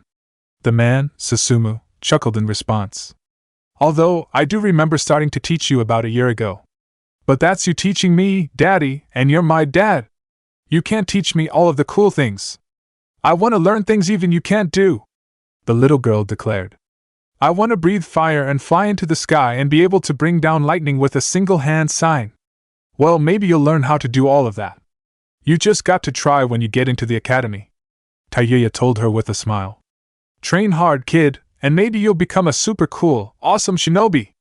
Tayuya proceeded to unlock the door to the room. Setsuko rushed in, jumping to her bed. Susumu walked slowly into the room and smiled at Tayuya. Again, I can't thank you enough, he told her, smiling heavily. This'll be good for her, being around kids her age and even with more family instead of roaming Nizu no Kuni like we have been, he told her. Honestly, this is the start of a new life for us, but more importantly, my little girl. Thank you so much, Tayuya-san. We're Uzumaki. We're family. I'd do this for any family. Don't apologize, Tayuya informed him with a chuckle. I'm just glad I found you. Susumu nodded his head. He then walked into the room, but quickly noticed that Tayuya did not follow. He gave her a confused look. Are you not coming in? He questioned. Not just yet. I was here in Mizuno Kuni for a reason, you know? I obviously went to find you guys when I caught word of other Uzumaki, but I did have business here. Taiyuya commented. I won't be gone horribly long. I'll knock when I come back. Okay. Susumu nodded in understanding. Taiyuya walked away just as the man closed the door. She proceeded to walk away from the inn. The spymaster of Konoha wandered the small village she was in. Her eyes focused on the buildings she passed, looking for one in particular. Eventually, she found a small cafe that was still open despite the hour in the night. She went inside and looked around. The cafe, for the most part, was empty. She mumbled something under her breath before walking up to the front, placing an order for onigiri, and sitting down at a table in the corner of the room. 20 minutes and after receiving her order, another person entered the cafe. He wore a black cloak with red clouds printed on the outfit. He also wore a straw hat in a way that it covered his face. The man proceeded to walk forward to Taiyuya's table and sat down next to her. He seemed to notice the food on the table, and he briefly looked at the red-haired woman in surprise. You ordered onigiri? Based on previous conversations, I had assumed you hated it. He commented. I do, yeah, but you actually like that shit, so I thought you'd appreciate it. Taiyuya offered, gesturing with right hand. Go ahead. I appreciate it. The man said as he reached for an onigiri. I'll make sure to reimburse you. No. Seriously, Itachi, please don't pay me back. The Uzumaki crossed her arms over her chest. Just consider a reward for actually agreeing to meet up with me in person instead of jumping out in front of me and using that fucking annoying Tsukuyami genjutsu bullshit you tend to do. I do apologize about that. Itachi replied with a sigh. I need to be careful at times in case of Zetsu. That creature is always lurking around and I need to make sure that it has no reason to report me to the leader for suspicious behavior. No, I understand why you have to. Taiyuya shook her head. It just pisses me off. Every time you use that genjutsu to talk to me in private, I leave the conversation with a bitch of a headache. Again, I apologize. The Akatsuki member replied. He then gave a curious look at the woman across from him. I saw you bring people with you to that inn. Are they Uzumaki? You stalking me or some shit? Her eyes narrowed. I've been in this village for roughly a day waiting for you to come by. Itachi replied bluntly. Forgive me, but yes, I have been watching you since I noticed your presence so we can meet up as quickly as possible. Fair point. Taiyuya conceded, shrugging. Anyway, yeah, they're Uzumaki. I got wind of a man that was suspected to be an Uzumaki, so I followed the rumor mill until I found them. A small smile developed on her face.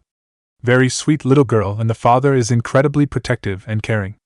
I think they'll find a good home in Konoha. You're doing a good thing for your clan, Taiyuya-san. The man commented, smiling slightly. I like to think I am. Taiyuya smiled back. A sadder tint to her smile proceeded to develop. Sasuke's doing fine, by the way, from what I last heard. He made Jonin. Did he? Itachi chuckled at her comment. I'm very happy to hear that. He's certainly becoming a stronger and stronger shinobi. Yeah, but he is a bit lonely. He could use a brother by his side. Taiyuya said bluntly. Or perhaps just know that he has a brother that's not some family-murdering psychopath. Taiyuya-san, we've already discussed this. The Uchiha stated softly, yet seriously. Sasuke knowing about my intentions require him to learn the truth about the massacre of our clan and why it was necessary. I don't want him knowing what our clan was doing. I want him to think that they were all loyal, proud shinobi that weren't attempting a coup. I understand your reasoning. I'm just looking in as an outsider. The Uzumaki commented, frowning slightly. And I know, from my own experiences once my parents died, I wanted a family and I wanted it bad. Sasuke probably feels the same way, deep down. What he doesn't know, though, is that he still has a family, and that family still is a good person. Itachi gave no comment. He looked briefly down to the onigiri in his hands. He brought it up to his lips and started eating it. Taiyuya sighed in response. Look, we'll drop the topic. Sorry for bringing it up. She commented. She then gave the man a curious look. Let's get onto your report, I suppose? Which, by the way, are you sure that this Zetsu thing isn't listening on us? I know precisely where Zetsu is. That thing is currently in Kumo, observing the habits and capabilities of both the Nibi and Hachibi Jinchuriki and preparing to give a report back to our leader. Itachi answered. He is also giving a detailed report of the village's entrances, along with any and every shinobi that could be a threat. So, are you all planning on going on the attack soon? She asked, her eyes narrowing. And Kumo is going to be the big target? In roughly 1 month, yes. He answered with a nod of his head. Akatsuki is planning on returning from the shadows, and its return will be devastating. The Uchiha continued with his report, telling Tayuya everything he knew about the current plans of Akatsuki. Hey Mom, Dad, I'm gonna be heading out. A man with long, straight blonde hair and blue eyes and a woman with long, wavy black hair and brown eyes turned their attention away from their conversation. They locked eyes with Kanji. The academy graduate had a small smile on his face as he walked into the kitchen of the home and reached for an apple on the counter. Have you eaten yet today? The man questioned, frowning slightly. Are you going to be fine with just an apple? You do have your true graduation exam, after all. I'll be fine. Not really hungry. Kanji shrugged his head in response. He then tossed the apple up in the air before catching it with his left hand. Besides, isn't there some expression that goes an apple a day keeps the medic ninja away? Technically speaking, this is probably the best thing I could eat that'll keep me safe for this exam. I'm pretty sure that's not what the expression means. Kanji's father commented, frowning slightly. He then turned his attention to the woman next to him. What do you think, Shio? Oh, let him do what he wants, Osamu. She replied. He's a genin now. He can do whatever he wants, even if it is not fully eat for an important test. I mean, I can't really call myself a genin until my team passes the exam today. Kanji pointed out. He then gave his parents a curious look. By the way, I'm not going to judge you guys or anything, but is there any reason that nobody at all told me about this true exam thing? Consider it an unspoken rule. You aren't supposed to find out until you take the exam. Osamu answered. It wouldn't help much knowing about it, anyway. Shio noted as she shook her head and chuckled slightly. The criterion is based on whatever your Jonin-sensei wants to test you and how they want to test you on it. They actually have the authority to give you an impossible test that you all will fail if they want to. I'd like to assume that's not going to happen. Naruto-sensei did seem legitimately interested in teaching us. At the very least, he didn't come across like a huge douche that'd sabotage us because he didn't want students. Kanji commented with a chuckle of his own. Ah, right. You have Uzumaki Naruto as your Jonin-sensei. Osamu noted, closing his eyes. Up. His son nodded his head. I looked into him a bit before coming back home last night. Seems like a good shinobi and dude. Apparently he did a lot of pranks when he was younger and earned a big reputation. You are talking as if that was a long time ago. That was, at most, 3 to 4 years ago. You two should have been at the academy together for a brief period of time at least, even if he was in a few grades above yours. Shio commented as she looked at her son in amazement. How did you not notice his pranks? His reputation was pretty infamous throughout Konoha, to say the very least. I dunno. He never pranked me or anybody I knew. Kanji answered. A small grin then developed on his face. He just decided to leave me alone, I suppose. Was that a pun on Konoha? My God, Kanji. Osamu shook his head before giving his wife a pointed look. I blame you for his stupid jokes. Stupid? Hey, that's rude and uncalled for. The curly-haired blonde replied, frowning. Leave me alone, Dad. His father twitched slightly and resisted the urge to smirk. Repeating the pun doesn't make it any better. Well, fine. Since I guess my sense of humor isn't appreciated here, I'll just leave and head on my way then. Kanji. Osamu only managed to shout his son's name before he started to laugh loudly. Shio quickly joined her husband and started to laugh as well. Kanji's frown quickly turned back into a small smirk as he took a bite of his apple. 3 times the charm. Rule of 3 proves victorious again, he told himself. Once his parents stopped laughing, Kanji gave each of them a hug and told them goodbye. He then took a step outside of his house on the Yamanaka clan compound. He walked a few steps out before he heard someone call his name. He turned his head around in time and came face to face with a tall man with blonde hair tied up in a ponytail and blue-green eyes. He wore the standard Konoha flak jacket and black pants. He also wore a red haori over the outfit. Inoichi-sama. Kanji bowed his head in respect at the Yamanaka clan head. Inoichi is fine, Kanji. No need for the honorific. Although, I've told you that before, so I assume you'll just ignore that. The man, Inoichi, chuckled in response. I'm glad I managed to run into you today. I heard that you were just assigned to a genin team and I just wanted to say congratulations. Thanks, Kanji replied with a smirk. My true exam is today though, so fingers crossed that I'll pass. No need to worry about it. You're a bright kid. I'm sure you'll do fine. Inoichi informed him with a small chuckle. I also heard your Jonin-sensei was Uzumaki Naruto. He's an interesting shinobi, but one of the best ones we've had in years. He was in my daughter's graduating class, but he's grown a lot since then. For the briefest of moments, Kanji's smirk faltered. His expression developed a small, fake smile. Within seconds, however, the smile was replaced with a more sincere one, and the boy nodded his head. Everything I've looked up on Naruto-sensei seems to suggest he's going to be awesome. Can't wait to start actually training under him, he stated. Inoichi's eyes narrowed slightly on the boy in front of him. He stared at him intently, trying to process something in his head, before shaking his head. I'm sure you will have a good time, the Yamanaka clan head informed him. I don't mean to keep you busy. Go on off to your exam, if you need to. I probably should. Naruto-sensei said something about getting there late. Kanji's voice began to trail off before he shook his head. He smiled back at the man and waved. It was nice to see you, Inoichi-sama. Hope you have a good day. With those words, the two Yamanaka walked in separate ways. Kanji left the compound. When he was finally off property, he allowed a small scowl develop on his face. It's funny you brought up Naruto-sensei being a classmate of your daughter, Inoichi-sama. You know what's the difference between the two? He's a jonin, your spoiled, precious princess is still just a chunin when she should be able to be a jonin by now as well. Meanwhile someone like me will be lucky to make jonin, if I don't end up dying before then just like dash. Kanji stopped his train of thought for a brief moment. The boy proceeded to shake his head. Damn it, Kanji. I told myself I wouldn't let myself think about that shit again. It's not healthy to let negative shit like that consume me. Just bottle that back up again. Push those thoughts away. Focus on today. Yesterday already happened and tomorrow hasn't happened yet. Today's all that matters. The Yamanaka stopped in the middle of the road and closed his eyes. He took a deep breath in before he opened his eyes again and let a goofy smile develop on his face. Wonder what Naruto-sensei's pranks are like? They actually might be kinda funny. Kanji mumbled to himself, chuckling slightly as he imagined what his sensei would do to him and his teammates. He proceeded to continue on his way to the Uzumaki clan compound, whistling cheerfully to himself as he tried to imagine what Naruto could do to him or his teammates as a prank. Alright, I should be ready. Katsumi grinned at a reflection of herself in the mirror. Her eyes narrowed on it, examining her physical appearance.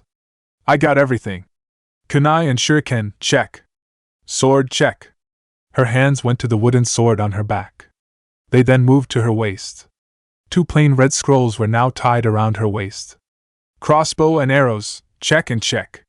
Yup, I should be good and ready for anything you got planned for me, Naruto-sensei. The grin on her face proceeded to grow wider as she walked away from the mirror. She headed to the door to her room and walked out. She then walked through the hallway and into the den of her house. A man with short brown hair, green eyes and a brown, well-groomed beard was currently holding a child in his hands. The child, who looked no older than a year, was giggling as the man proceeded to lift them up into the air over and over again. A smile developed on Katsumi's face as she walked into the room, making her presence known. The man turned to face her and smiled. So, Mom has you at home today with the little one? Katsumi questioned, chuckling slightly. Yup. She was very insistent today that I stay over. It's always you at the store, Hideki. You should spend more time with your son, Hideki, the man stated, making his voice sound higher in imitation of his wife. A smile then developed in his face as he nuzzled the child in his arms. I spend more time with our son than she does.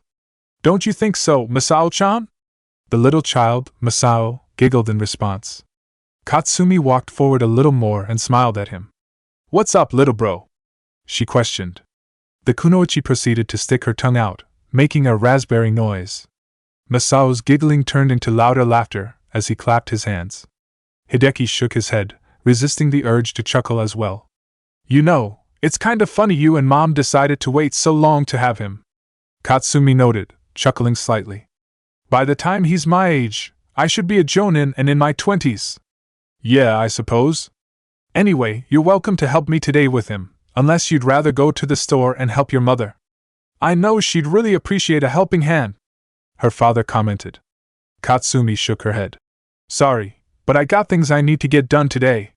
Her father looked over too and really noticed her appearance, seeing the wooden sword on her back and the scrolls at her side. A deep frown developed on his face. Oh, right. You have that test, Hideki commented. Katsumi-chan, do you think that maybe this extra test is a sign? Of what? Katsumi's eyes narrowed.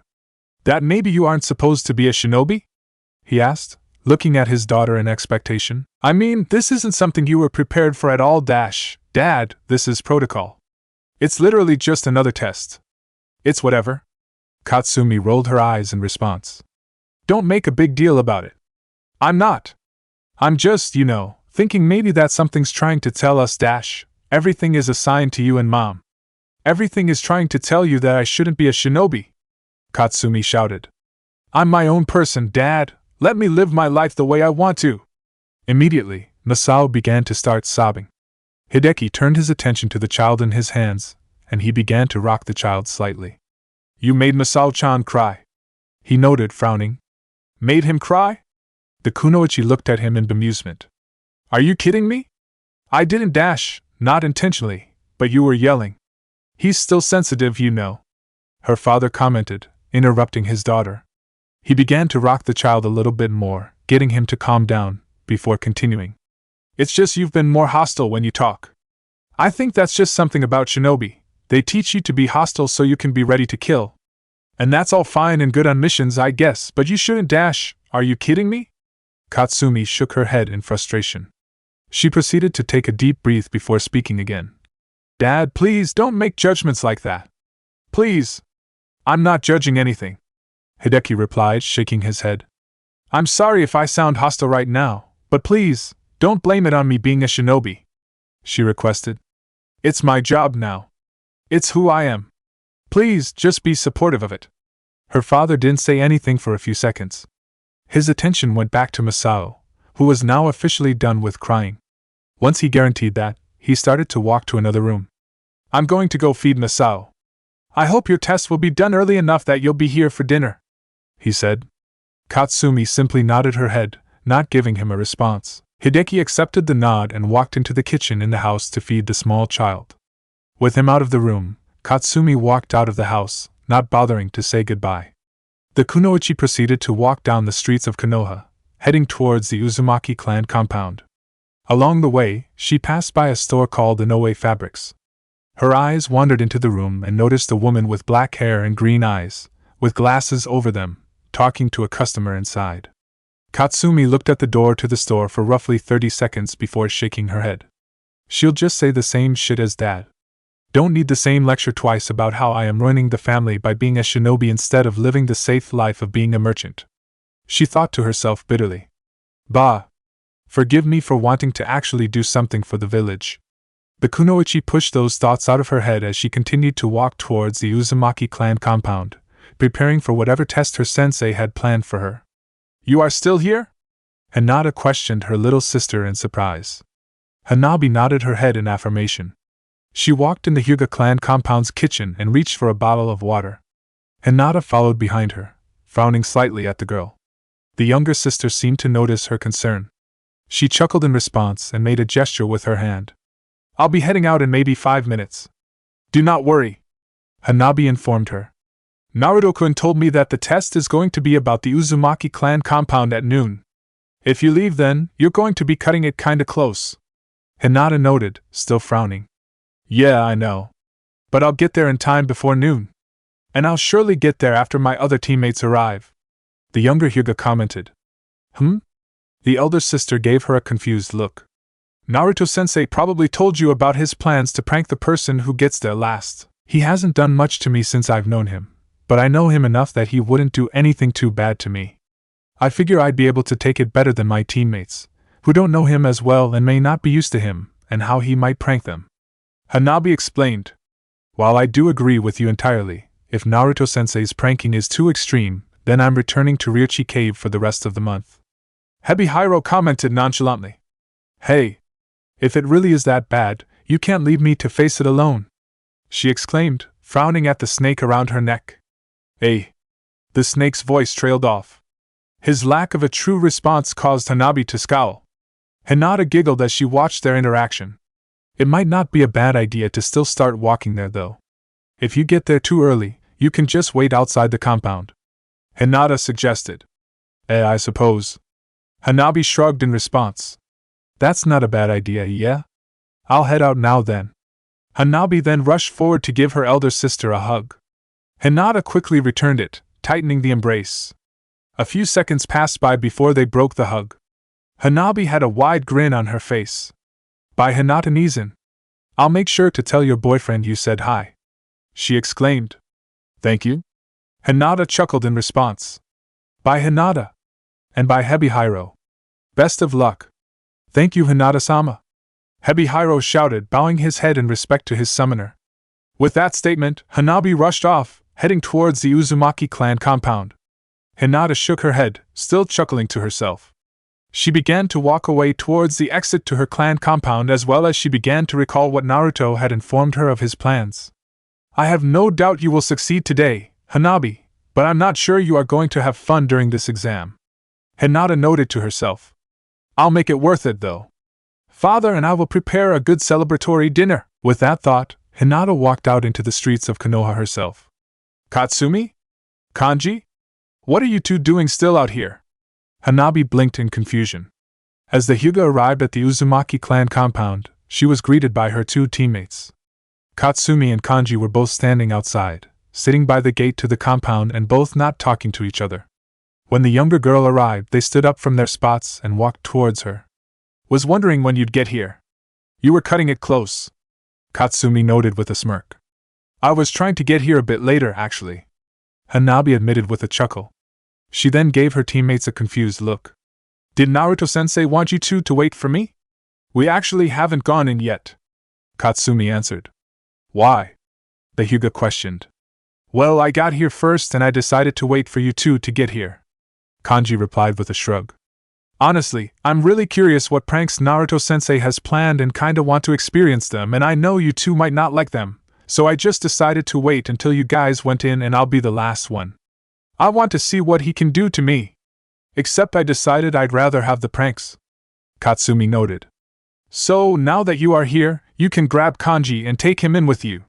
Still don't get why you want to have the pranks done to you, the Yamanaka mumbled in response. Does it matter? The civilian-born shinobi rolled her eyes. I said I'd take them in your place. So you two should just go in. I'll take whatever punishment sensei has planned for us, no big deal.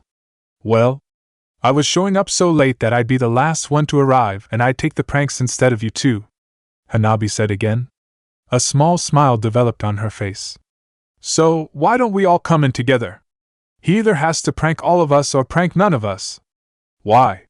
Katsumi looked at the Hyuga in confusion. I just offered to take the pranks instead, and I'm making the same offer, and I guess Kanji-san is too. To some degree, we all are doing this so the others don't have to. So, why don't we just take it all together like a team? The Hyuga suggested, her smile growing. We are Team 9, aren't we? I suppose we are. There's no I in team, so guess we all have to do this together. Kanji replied with a chuckle. His eyes then widened as he looked at the Hyuga in confusion. Wait, there's no I in team. That means you won't be able to use the Byakugan when we work together for Naruto-sensei's test. Oh shoot, we are a detriment to you, Hanabi. I'm so sorry, Dash. Katsumi immediately shoved Kanji to the side slightly, knocking him over. She shook her head before pointing at the blonde-haired boy with her thumb. Before you got here, we weren't talking. Can you see why that might be the case? She grumbled. You know, you don't have to shove me. You could have just asked and I would have stopped. Kanji mumbled in response. Katsumi actually gave him a surprised, hopeful look. Seriously? If I just ask, you'd stop? Of course I won't, but it works just as effectively as you shoving me and it doesn't involve physically hurting me, so that's a bonus. The Yamanaka stated as he grinned cheekily at the kunoichi. Hanabi giggled in response as Katsumi shook her head, the hopeful look on her face replaced with one of irritation. The Hyuga then walked forward and urged her teammates to join her. Come on, let's face this test together, she stated. Both Kanji and Katsumi nodded their heads in agreement. They then walked side by side with the Hyuga, heading into the Uzumaki clan compound, mentally preparing for whatever their sensei had planned for them. The Genin members of Team 9 walked for a few minutes before running into their Jonin sensei. Naruto was sitting on the steps to the main compound building, talking to Masakato. Hanabi, Katsumi, and Kanji quickly walked up to the two Uzumaki. I'm making progress with them. It's just a little annoying dash. Naruto stopped speaking as he turned his attention to his students. You guys are here. I was wondering when you guys would get here. What's that supposed to mean? You told us noon and it just turned noon. Katsumi informed him, giving him a confused look. Fair point, I guess. Naruto admitted, rubbing the back of his head sheepishly. He then turned to Masakato and pointed at the genin in front of him. Masakato-ji-san, these are my students. Hinata-chan's sister, Hanabi, Inoue Katsumi, and Yamanaka Kanji. He then turned back to his students and gestured at the old man to his side. This is Uzumaki Masakato, the grumpiest grandfather you will ever meet. Don't make up crap about me, Naruto. I'm not your grandfather. Masakato corrected, chuckling slightly. I stand by my statement. Naruto affirmed, smirking slightly. It is a pleasure to meet you, Masakato-sama. Hanabi greeted cheerfully, bowing her head. I've heard great things about you. Katsumi and Kanji gave no verbal greeting, they simply bowed, following Hanabi's example. Masakato chuckled at their reactions and shook his head. Heh. Nice to meet you kids too. No need to bow to me, he informed them. He then gave Kanji a curious look. Your name's Kanji, right? Are you aware that you are named after the Nidaime Yuzukage? Yup. Kanji nodded his head. Fun fact, if I was born a girl, my parents would have named me Rei after the Shodai Yuzukage. Really? Naruto looked at the Yamanaka in surprise. That's actually super cool. Yeah, huh? He nodded again. My parents actually are pretty big history buffs and they felt bad that a lot of people seemed to forget about Yuzushiogakure, so they gave me that name to honor someone who wasn't getting as much honor as they should. I'll be damned. You got good parents, kid, Masakato said with a smile. Out of curiosity, do you have an interest in Fuinjutsu? Not really. Stuff like that isn't really suited for someone like me. Kanji answered. Well, if you ever change your mind, you have the perfect sensei to work under. The former Yuzukage noted. He then turned his attention to Katsumi and Hanabi. Same for you too. Naruto's a good kid and can definitely introduce any of you to Fuinjutsu if you ever wish to learn about it. The man then turned to Naruto and shook his head. Anyway, I know you got a test to administer. Sorry for eating up time. Send either a clone or a toad to Ichiraku's when your test is over. With those words, Masakato walked off, heading towards the exit of the compound. Naruto waved goodbye to the elder Uzumaki before turning his full attention back to his students. So, does anyone care to tell me who got here last, or am I just going to have to pull the information out of you? He questioned with a mischievous grin. Technically we all did. Hanabi answered. Hebihiro wordlessly nodded his head in agreement with the Hyuga. We all came in at the same time? Really? Naruto gave her a curious look. You all sure about that? You know what I said I'd do to the last person to arrive, right? I'll do it to everyone if I don't have a single name. Does it look like we care? Katsumi questioned, looking at him smugly. Prank all of us or none of us. We got here all at the same time like a team, damn it. Naruto didn't say anything for a few seconds. A small smile developed on his face as he shook his head at their response. Well, we'll come back to that later. For now, let's get on with your test, he declared. The Uzumaki jumped, landing directly on top of the room of the main building in the Uzumaki clan compound. His students looked at him intently, waiting to hear what the test would be. Naruto then proceeded to gesture to the compound around him. Your task is simple. I'll be hiding somewhere in the Uzumaki clan compound.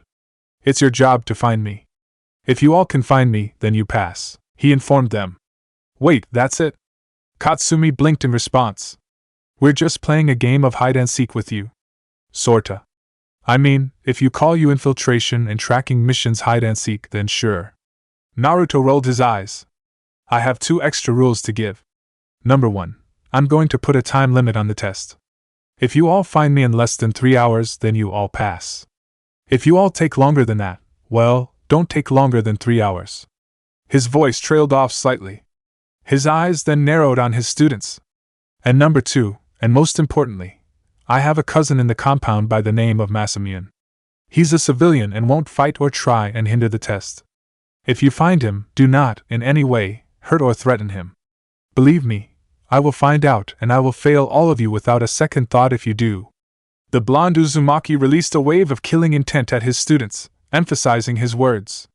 Hanabi's breathing became slow and she looked downward. Katsumi looked as if she was about to throw up, and Kanji closed his eyes and squirmed in place. Within seconds, however, Naruto stopped releasing the killing intent and Team 9 proceeded to relax. A cheerful smile developed on their sensei's face. So, are you all ready to begin? The Jonin questioned. He received nods of confirmation from all 3 students, which caused him to smirk. Then let's begin the test. With those words, Naruto, using the Shunshin, vanished. His students' eyes widened in response. He's gone already. Damn. Katsumi shook her head. We need to dash, Byakugan. Katsumi and Kanji quickly turned their attention to their third teammate. Hanabi's Byakugan was activated. The kunoichi was now starting to focus around the area around her. She then pointed to a small, one-room building to their right. I see Naruto-sensei. He's in there. She shouted as she rushed off in the direction. Oh yeah? Byakugan.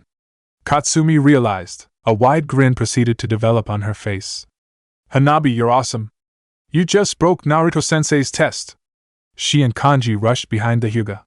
A few seconds passed by before she opened the door to the building. They entered what appeared to be a shed with various gardening equipment and bags of fertilizer. Standing in the center of the room was Naruto, who was looking at his students in surprise. He mumbled at the sight of his students. Naruto-sensei, did you really design a test like this when you know I have the Byakugan? Hanabi questioned in surprise, pointing to her eyes. Naruto blushed in response and rubbed the back of his head sheepishly. That's actually pretty bad when I think of it that way. Katsumi commented, frowning slightly. Come on, you're a Jonin. I knew we'd pass, but this is almost too easy. Yeah, this was actually my bad. Naruto mumbled in response. He then reached into his jacket and pulled out a small, green scroll. Can we try this again? Before any of his students could say anything, Naruto slammed the scroll on the ground and made a single hand sign with his right hand. The scroll disappeared in a poof of smoke and, in its place, multiple shadow clones of Naruto rushed out. Hanabi's, Katsumi's, and Kanji's eyes widened in response. Yahoo! It's test time! Come on, guys! Who's the real Naruto? The clones ran past the trio into the Uzumaki clan compound. Roughly 2 minutes passed by before all clones ran out. Roughly 1,000 clones had been released into the land. The trio stared blankly at the sight before turning their attention back to the Naruto in the center of the room, who was smiling smugly. Come on, did you all actually think I'd make it that easy on you? You were even saying it was fishy, Katsumi! He informed them. Feel free to attack the clones by the way to dispel them. That'll surely help you distinguish what is and what isn't a clone. By the way, your test is still going on, time is ticking. So I'd go out and try to find the original me, if I were you. With those words, the remaining Naruto in the room dispelled, turning into a poof of smoke. That was a clone the entire time? Hanabi questioned, her eyes wide in disbelief. But that's impossible. It looked just like the real him. My Byakugan can distinguish between a real person and a clone. Those were shadow clones though, weren't they? They're different. Perhaps they can't be distinguished? Kanji offered with a shrug. I figured this was all just one bad joke. Looks like I was right. Naruto-sensei is a Jonin, after all. There's no way he'd make this test that easy for us. Well, we need to just move on then. Katsumi suggested. The civilian-born kunoichi ran out of the garden shed and into the grounds of the Uzumaki clan compound. Hanabi and Kanji followed right behind. Their eyes then scattered the area, looking for a place to look. So, Hanabi, your eyes can see where the clones are, right? Kanji questioned. She nodded her head in response. This may sound odd, but I think the best idea would be to split up and go through more areas at once. It'll help us go through the compound at a faster pace. All right. Katsumi nodded her head in agreement. How will we communicate with each other? Let's just agree to meet up here after we clear one building. Once all three of us have finished, We'll move on to the next buildings. The Yamanaka suggested. That good for you too? That's fine, Kanji-san. Hanabi noted, nodding her head. All right. The blonde turned his attention to her. So, Hanabi, tell us what are the 3 most likely buildings you think Naruto-sensei could be in. You'll take one, I'll take one, and Katsumi will take the 3rd one. Hanabi nodded in understanding. She then pointed to 3 separate buildings on the Uzumaki clan compound. Immediately, the 3 genin hopefuls hurried in the direction of the buildings. Where is he? Katsumi thought to herself. Could he actually be in here? The civilian-born Kunoichi rushed through a building on the compound that resembled a shrine. The wood on the outside of the building was painted a bright red color. There were various pictures of religious deities and spirits along the walls of the building and statues scattered in the room. Where would he be here? She grumbled to herself. The civilian-born shinobi opened a door in the building and entered a large room with no windows. A large, golden bell was in the room and was hanging from the ceiling. Many smaller, silver-colored bells were dangling in front of it. There was nothing else, however, in the room. Yeah, this was a waste. There's no way he could be hiding here. Nothing to hide behind. Katsumi rationalized. She prepared to open up the door and return to the hallway, but she stopped herself as a thought entered her mind. She then turned her back to the room. Unless... Her eyes narrowed in on the silver bells that dangled from the room. She wasn't quite certain why, but they seemed out of place in the room. Instinctively, her hands went to the scroll at her side. I might be wrong and those are just random directions, meaning I'll probably have to pay Naruto-sensei back for breaking them, but I just have this gut feeling, she told herself. Immediately, she took off the scroll and activated it, releasing a crossbow and a quiver loaded with arrows. She then quickly loaded her crossbow and fired at the bells.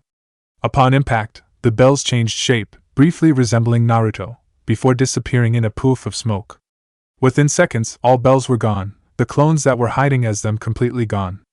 Ha! I was right! I found clones of Naruto-sensei! Katsumi exclaimed, jumping up slightly in pride. Her eyes then widened and she shook her head. Wait, damn it! Those were just clones, I still need to keep looking dash. She ended her sentence abruptly as a loud, piercing noise sounded from the bell throughout the room. The kunoichi shouted in pain as she brought her hands to her ears, trying to drown out the sound of the bell. Doing her best to ignore the pain, Katsumi walked forward towards the golden bell. She peeked underneath to see another Naruto with his chest tied at the top, using his feet to kick the inside of the bell to create the noise. He seemed to grin wider as he noticed the kunoichi and kicked the bell even harder, making the noise even louder. Stop! Katsumi shouted. Why? This can't be too easy for you. We have to make it difficult for you to find the original. The clone informed her with a chuckle. This bell is actually really cool. Its ringing actually affects anybody this close to it.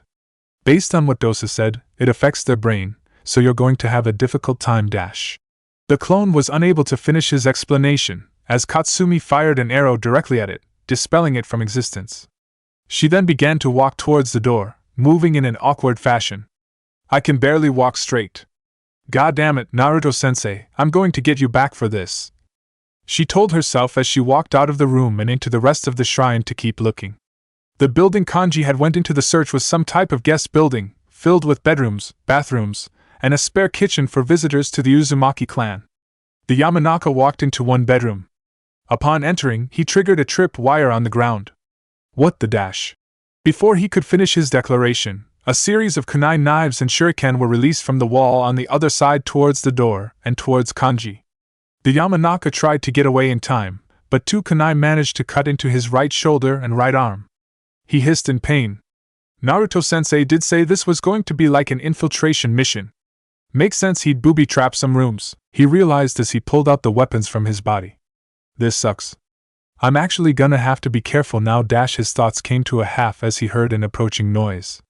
The Yamanaka quickly hid behind the nearest wall he could find and looked carefully, trying to see what was approaching. From the distance, he could see a Naruto clone walking around. Within a second, an idea entered Kanji's head. Before the opportunity could leave him, he jumped out with his hands extended forward. Mind transfer jutsu! The jutsu connected before the clone had time to react. Kanji's body fell limp to the ground while the clone began to stammer back slightly. Within seconds, though, The clone shook his head and a new sense of determination in their eyes. Mind transfer complete. Now maybe as a clone, I can walk freely and talk to one of the other clones and get info on the original's location. Kanji declared as he adjusted to his new body, the body of Naruto's clone. A confused look developed on his face. Is this what it's like to be inside the mind of a shadow clone? There's actually a lot of free space here. Huh. Interesting. I'd actually like to dash. Hey! What are you doing out in the open like that? Kanji quickly turned around and noticed another Naruto clone approaching him, a small scowl on his face. We're supposed to be hiding, damn it. What if one of the students are in here looking for us? The clone questioned. My bad. Kanji responded. I was just, trying to find a new place to hide. Dude! This is the guest area. There's lots of places to hide. The Naruto clone sighed. Here, I'll show you a good hiding spot. Thanks. The Yamanaka grinned in response. With that, the Naruto clone led Kanji through the hallway. The two moved quickly, trying to avoid being seen by anybody. After roughly a minute, they reached the bedroom they were looking for. The clone opened the door. All right, go in there, he informed him. Thanks, Kanji nodded his head in response. He then let a curious look develop on his face. By the way, do you know where the original Naruto is? I can't really remember.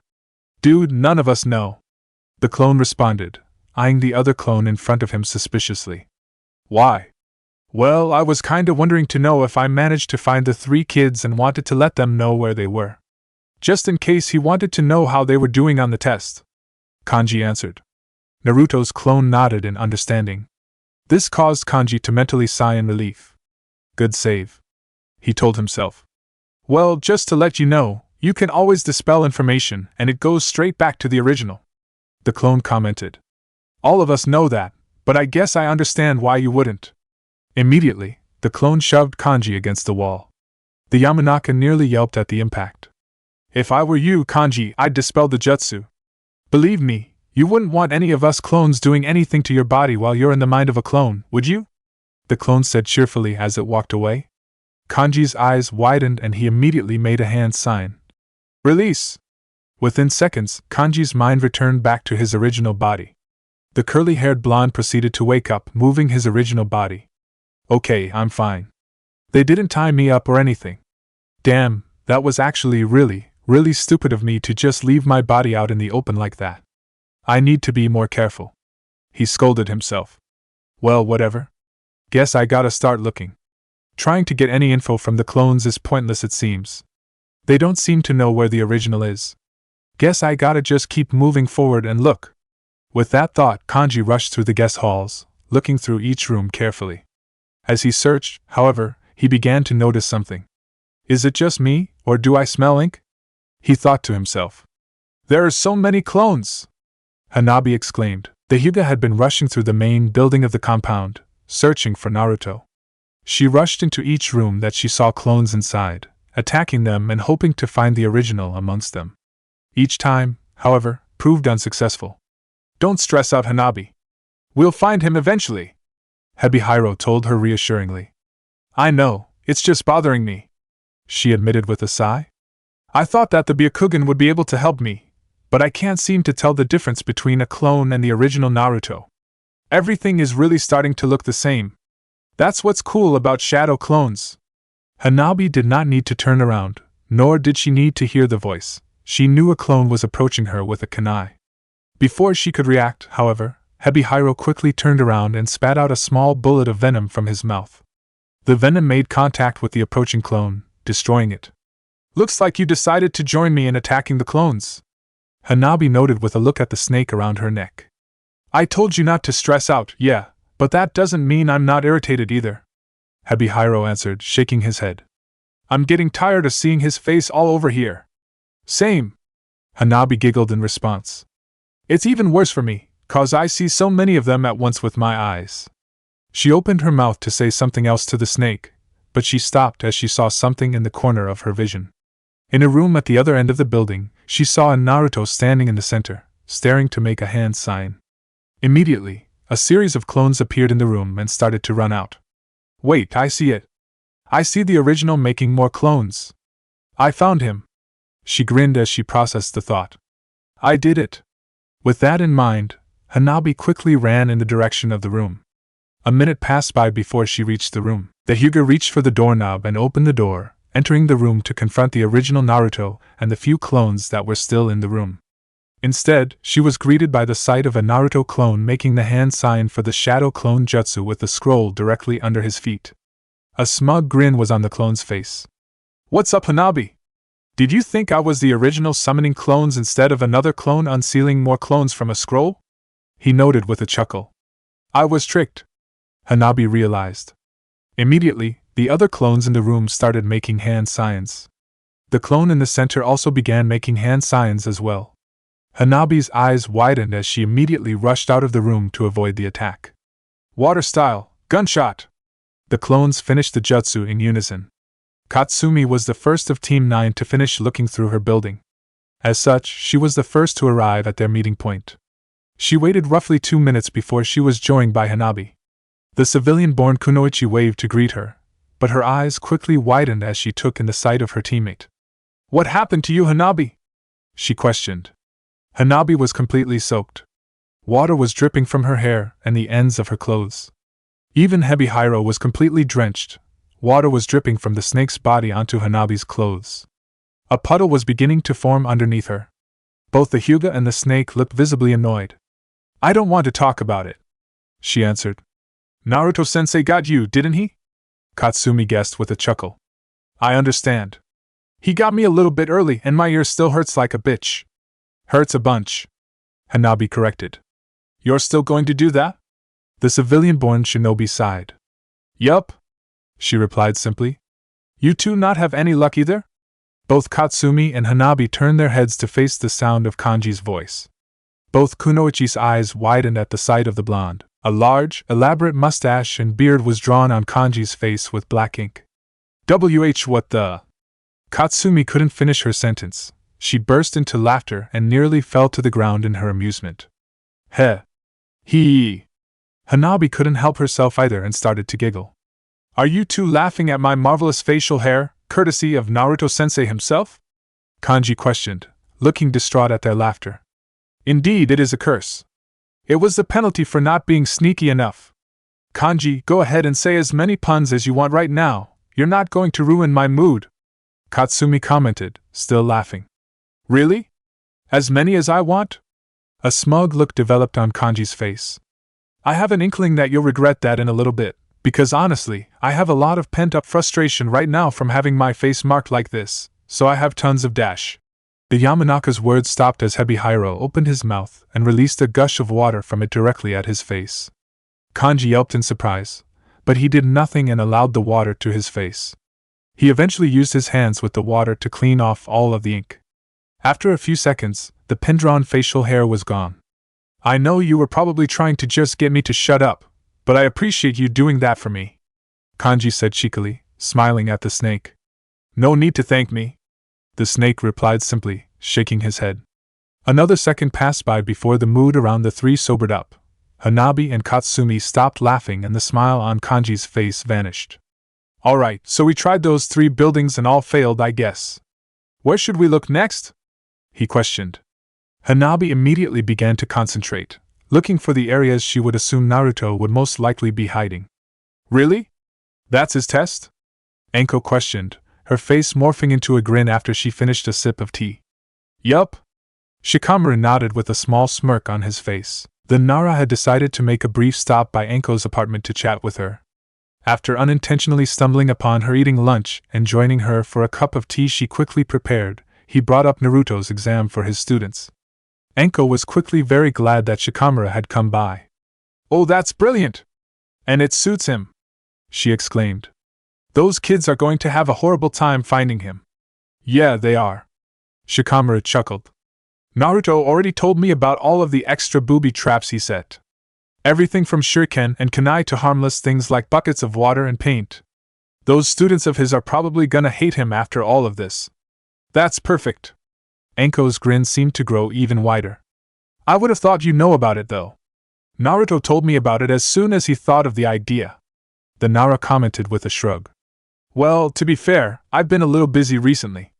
I got a chance to talk to Naruto about his team when he found out about them, but we never got the chance to meet up after," she said, shrugging as well. "It's whatever, though. I'm sure I'll hear more about this when he finishes his test. I can't wait to see how bad his students got fucked up."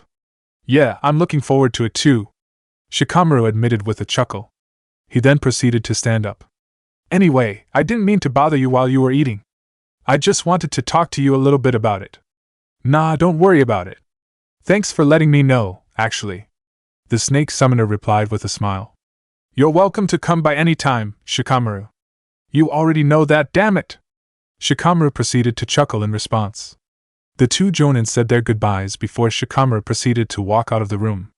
Enko was now alone in the room. A smile developed on her face as she finished her cup of tea.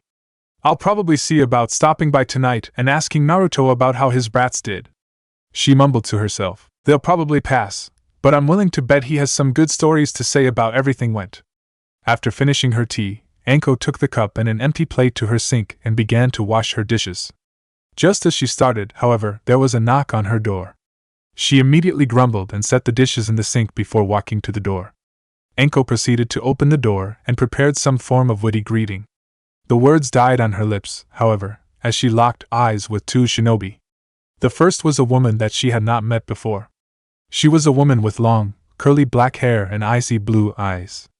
She wore a skin-tight black shirt with chainmail underneath it and dark blue pants. Tied around her waist, separating her shirt and her pants, was a black ribbon. She wore a kirigakyo forehead protector around her forehead and had a katana attached to her back. Enko did not recognize the woman, but she recognized the person standing next to her. "Zabuza?" Enko's eyes widened at the sight of the man. Her face then twisted into a grin. "It's been a while. How's it going, boss?" Although he still wore bandages over his mouth, Enko could tell that he was smirking behind them. "It's good to see you, Enko. Everything is going fine, especially now that we are here. I'd ask if we could come in, but it would probably be better if you come with us," Zabuza informed her. "Although you should pack first." "Pack? For what?" Enko gave him a curious look. Realization then dawned on her face. Do you have a mission for me?" "I do." Zabuza nodded his head as he pulled out a scroll. "A mission from the Godame Mizukage herself. And, as a member of the 7 Swordsmen of Kirigakure, you are obligated to accept." He tossed the scroll over to Enko. She caught it in her hands. She then proceeded to shake her head, chuckling slightly. "You know, I thought the deal was that you all would send a bird or something to notify us that you had a mission for me so I could get ready ahead of time," Enko reminded him. "That is true," Zabuza acknowledged. Behind the bandages on his lips, his smirk seemed to grow. "However, I decided to be that bird and just simply leave early. I thought it would be more fun to drop in on you unannounced." "Oh, aren't you a fun bastard?" The snake summoner shook her head, still chuckling. "All right. I'll get ready. Can you quickly summarize the mission, though, so I can tell how well I should pack?" She then turned her attention to the woman next to Zabuza and bowed her head slightly. "And I am sorry, but I haven't introduced myself. I'm Midarashi Enko. I am aware. Zabuza-san speaks well of you," the woman commented. She bowed as well and a gentle smile developed on her lips. "My name is Kahayo. Yuki Kahayo. It is a pleasure to meet you. Kahayo is who we have decided to make the 6th member of the new 7 Swordsmen of the Kirigakure.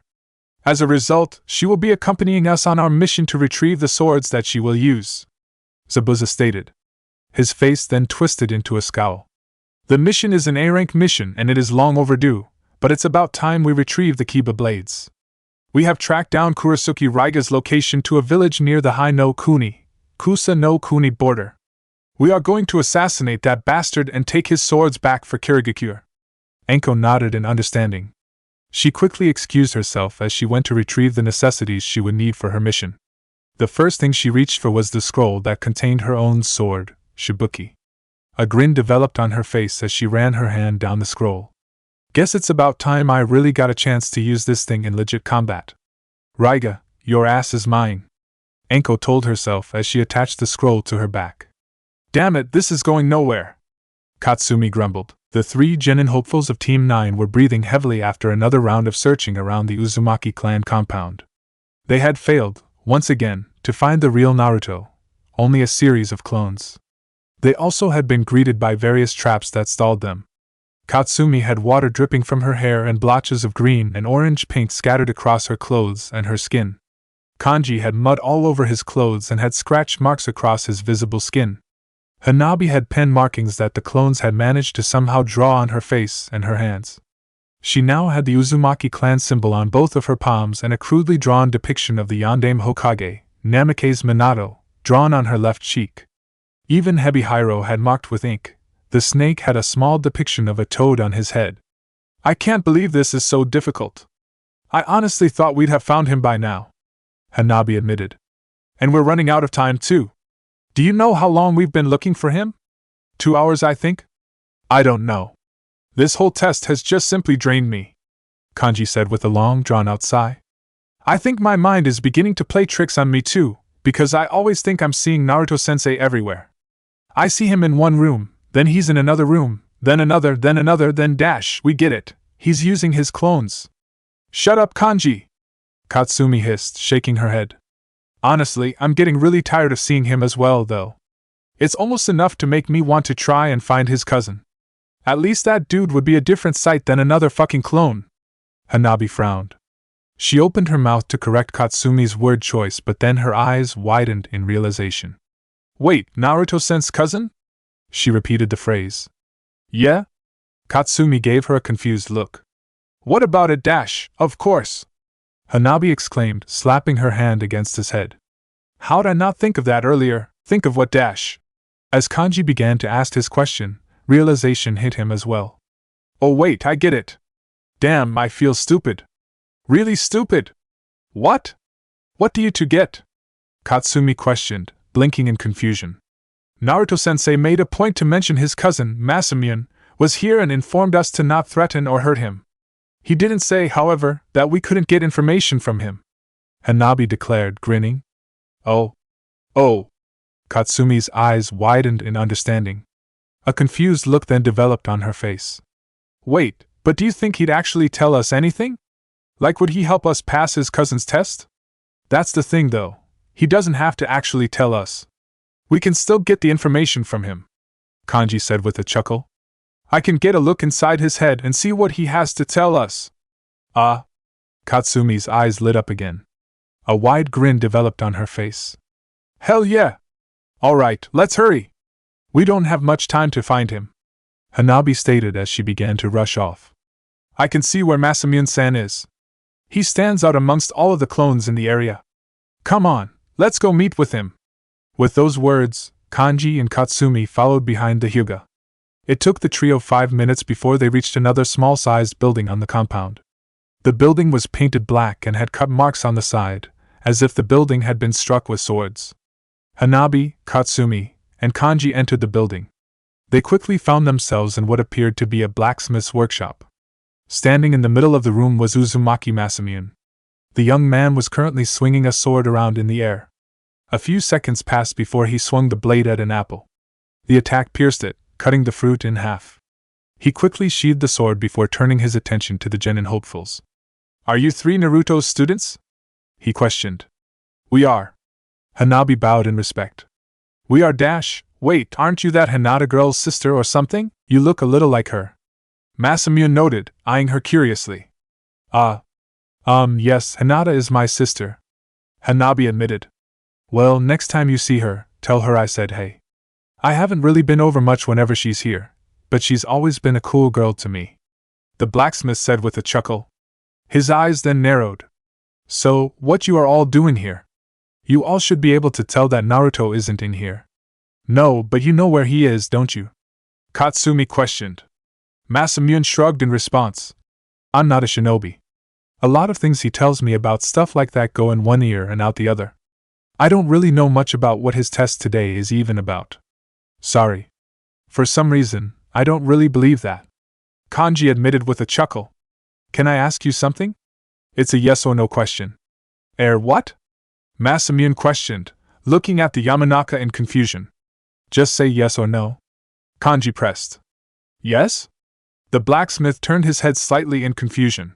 You give me permission to peek into your mind for a moment? Awesome, thanks. Kanji grinned as he extended his hands forward. Mind transfer jutsu. Within seconds, Kanji's body went limp and fell to the ground. Masamune's body staggered slightly for a moment. Within seconds, he shook his head and looked at Hanabi and Katsumi, frowning. Come on, guys. You couldn't have caught my body as it was falling? Kanji questioned from Masamune's body. I'm sorry, Kanji-san. Hanabi frowned, shaking her head. I wasn't thinking. Yeah? Sorry. Now, what can you tell us? Katsumi questioned. Kanji proceeded to close his eyes, as if trying to concentrate. Roughly a minute passed by before he seemed to come to the conclusion he was looking.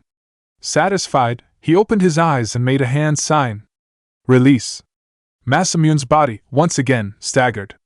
The blacksmith started to look around in confusion. Kanji, on the other, proceeded to pull himself off the ground. I got it. Naruto told him he was going to be in the garden he's growing way in the back of the compound. Kanji declared. Come on, let's go find him. With those words, Kanji ran out of the shed, followed by Hanabi and Katsumi. Masamune was left alone. The man blinked in response before shaking his head. That was such a weird feeling. You owe me for agreeing to stay here, cuz. The blacksmith thought to himself. It took the genin hopefuls 3 minutes to arrive at the large garden in the back. Trees covered the area and a variety of flowers of different colors and shapes were on the ground. The variety ranged, featuring some plants native to different parts of the elemental nations. There were a few benches scattered in the garden by piles of flowers and a small spring in the very center. Lying down by the spring were 10 Naruto clones. The members of Team 9 narrowed their eyes on them as they approached. One of them is the original Naruto. Take the rest down, Kanji exclaimed. Katsumi immediately pulled out her crossbow and fired 10 arrows at the clones. 9 of the Naruto clones vanished immediately. The 10th, however, managed to catch the arrow and look at the students with a knowing look on his eyes.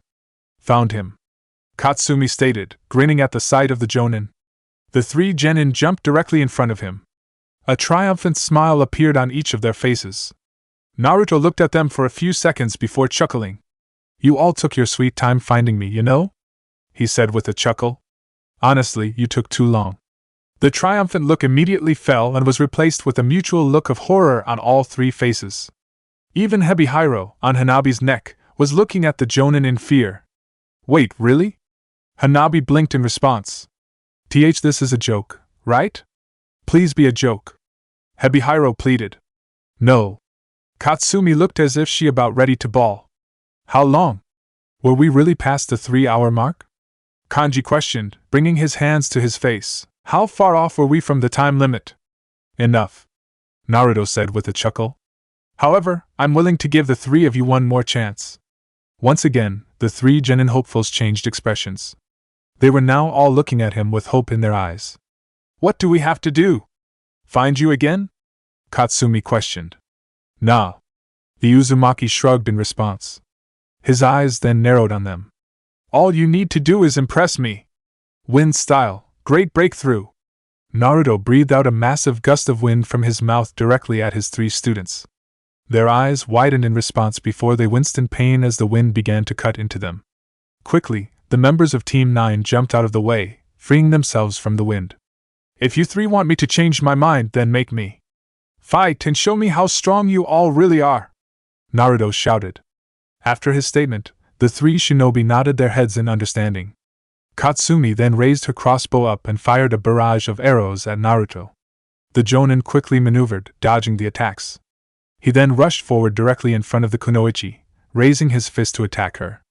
She moved her body in an attempt to block the attack, but Naruto's fist overpowered her guard and he landed a punch directly at her face, knocking her backwards.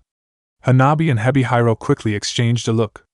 Immediately the snake extended his head forward from Hanabi's shoulder and lobbed a bullet of water from his mouth directly at Naruto. The Jinchuriki, however, jumped up into the air and avoided the attack. While his sensei was in the air, Kanji reached into his pocket and pulled out a series of saban. He tossed them at Naruto, who proceeded to move around the area, avoiding each and every attack. The Uzumaki then landed on the ground immediately in front of the Yamanaka. He raised his hand to punch him in the face. Instead of blocking, however, Kanji proceeded to spit out a series of saman from his lips directly at Naruto. The Jinchuriki proceeded to duck, barely avoiding the weapons. He then made a sweeping kick, knocking Kanji off his feet. The curly-haired blonde hit the ground hard, grunting in pain. Naruto raised his foot again to kick the boy. As he attempted to kick Kanji, Katsumi pulled herself off the ground and began making a series of hand signs. Earth style, rising rock jutsu! As Naruto's kick was about to connect with Kanji's body, a large boulder rose up from the ground between himself and Kanji. The boulder then shoved back at Naruto, knocking him backwards slightly and away from the Yamanaka. The Jinchuriki's eyes widened as he looked at Katsumi. You know elemental ninjutsu? The Academy's report said you had a difficult time learning the basic jutsu, but you can do elemental ninjutsu? Naruto wondered as he looked at the civilian-born Kunoichi. He saw her help Kanji back up to his feet, which caused him to smile. I knew there was more to you than meets the eye, Katsumi. The Uzumaki quickly caught his balance, preventing himself from getting knocked back too far. Before he could go after Kanji and Katsumi, however, Hanabi jumped at him, her palms extended. A small smirk developed on his face as he quickly stepped out of the way of her first strike. Hanabi, are you sure you want to do this? Remember, I'm more than just Hinata's boyfriend. I'm her teammate and comrade. I've sparred with her before. I know a lot about the gentle fist. He reminded her, his smirk growing. I know, Naruto-sensei. But I have a different style than her, she declared sharply.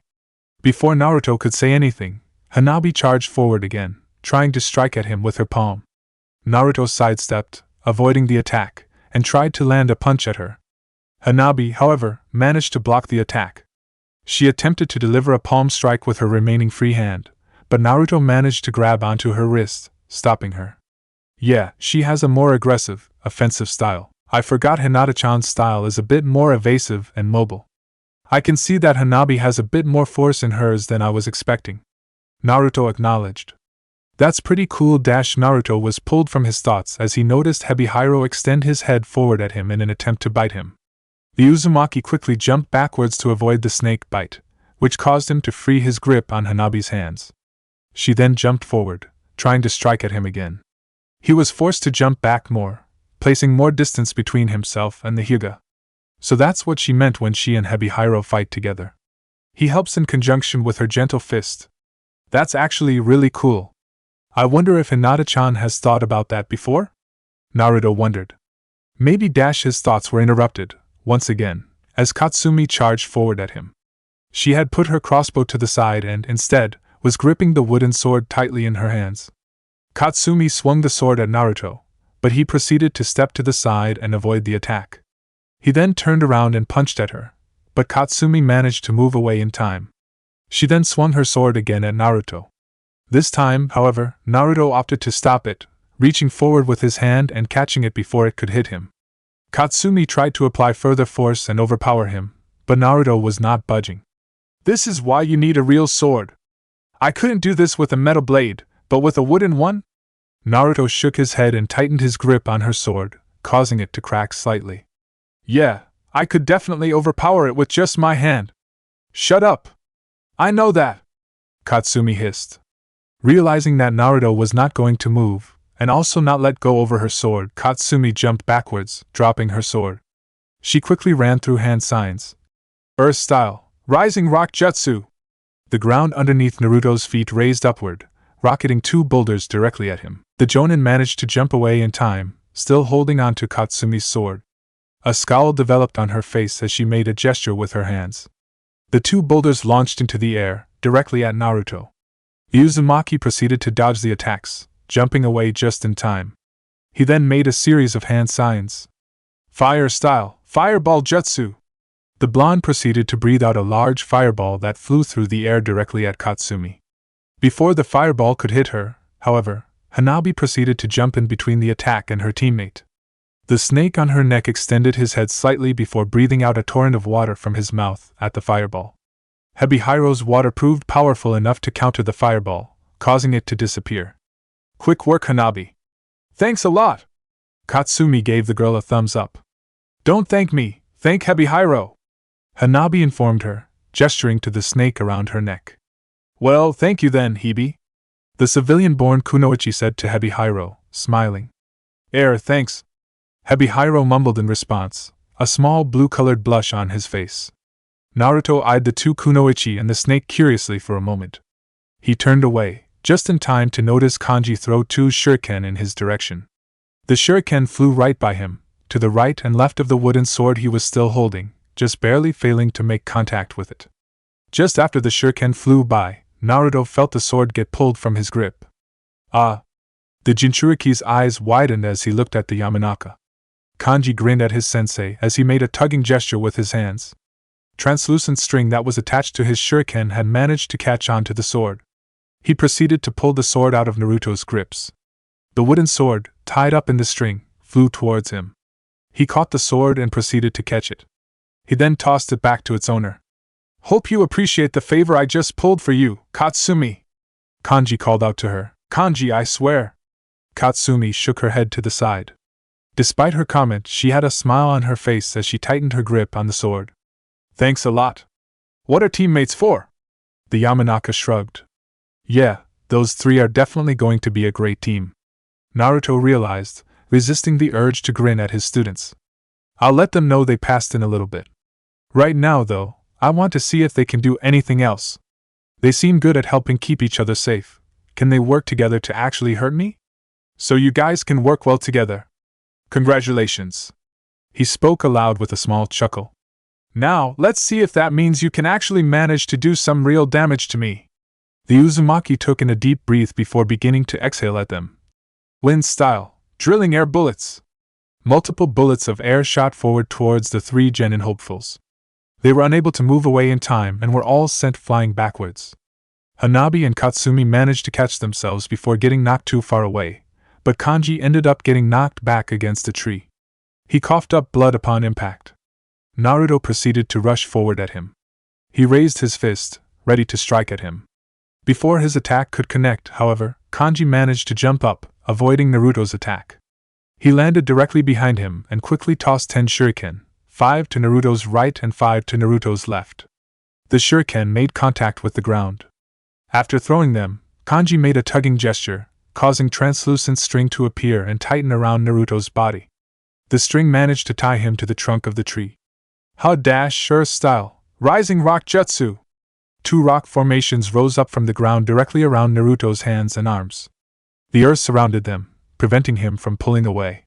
Naruto tried to pull himself away from both the string tying him to the tree and the rocks holding his arms in place, but he was unable to do so. He began to move his legs, hoping to land a kick on the tree hard enough that he could overpower it and free his body. As he began to make the movements, however, Hebihiro jumped off Hanabi's neck and rushed over to the Uzumaki. The snake quickly coiled around Naruto's legs, preventing him moving them. "All right, he's caught!" Kanji exclaimed, grinning.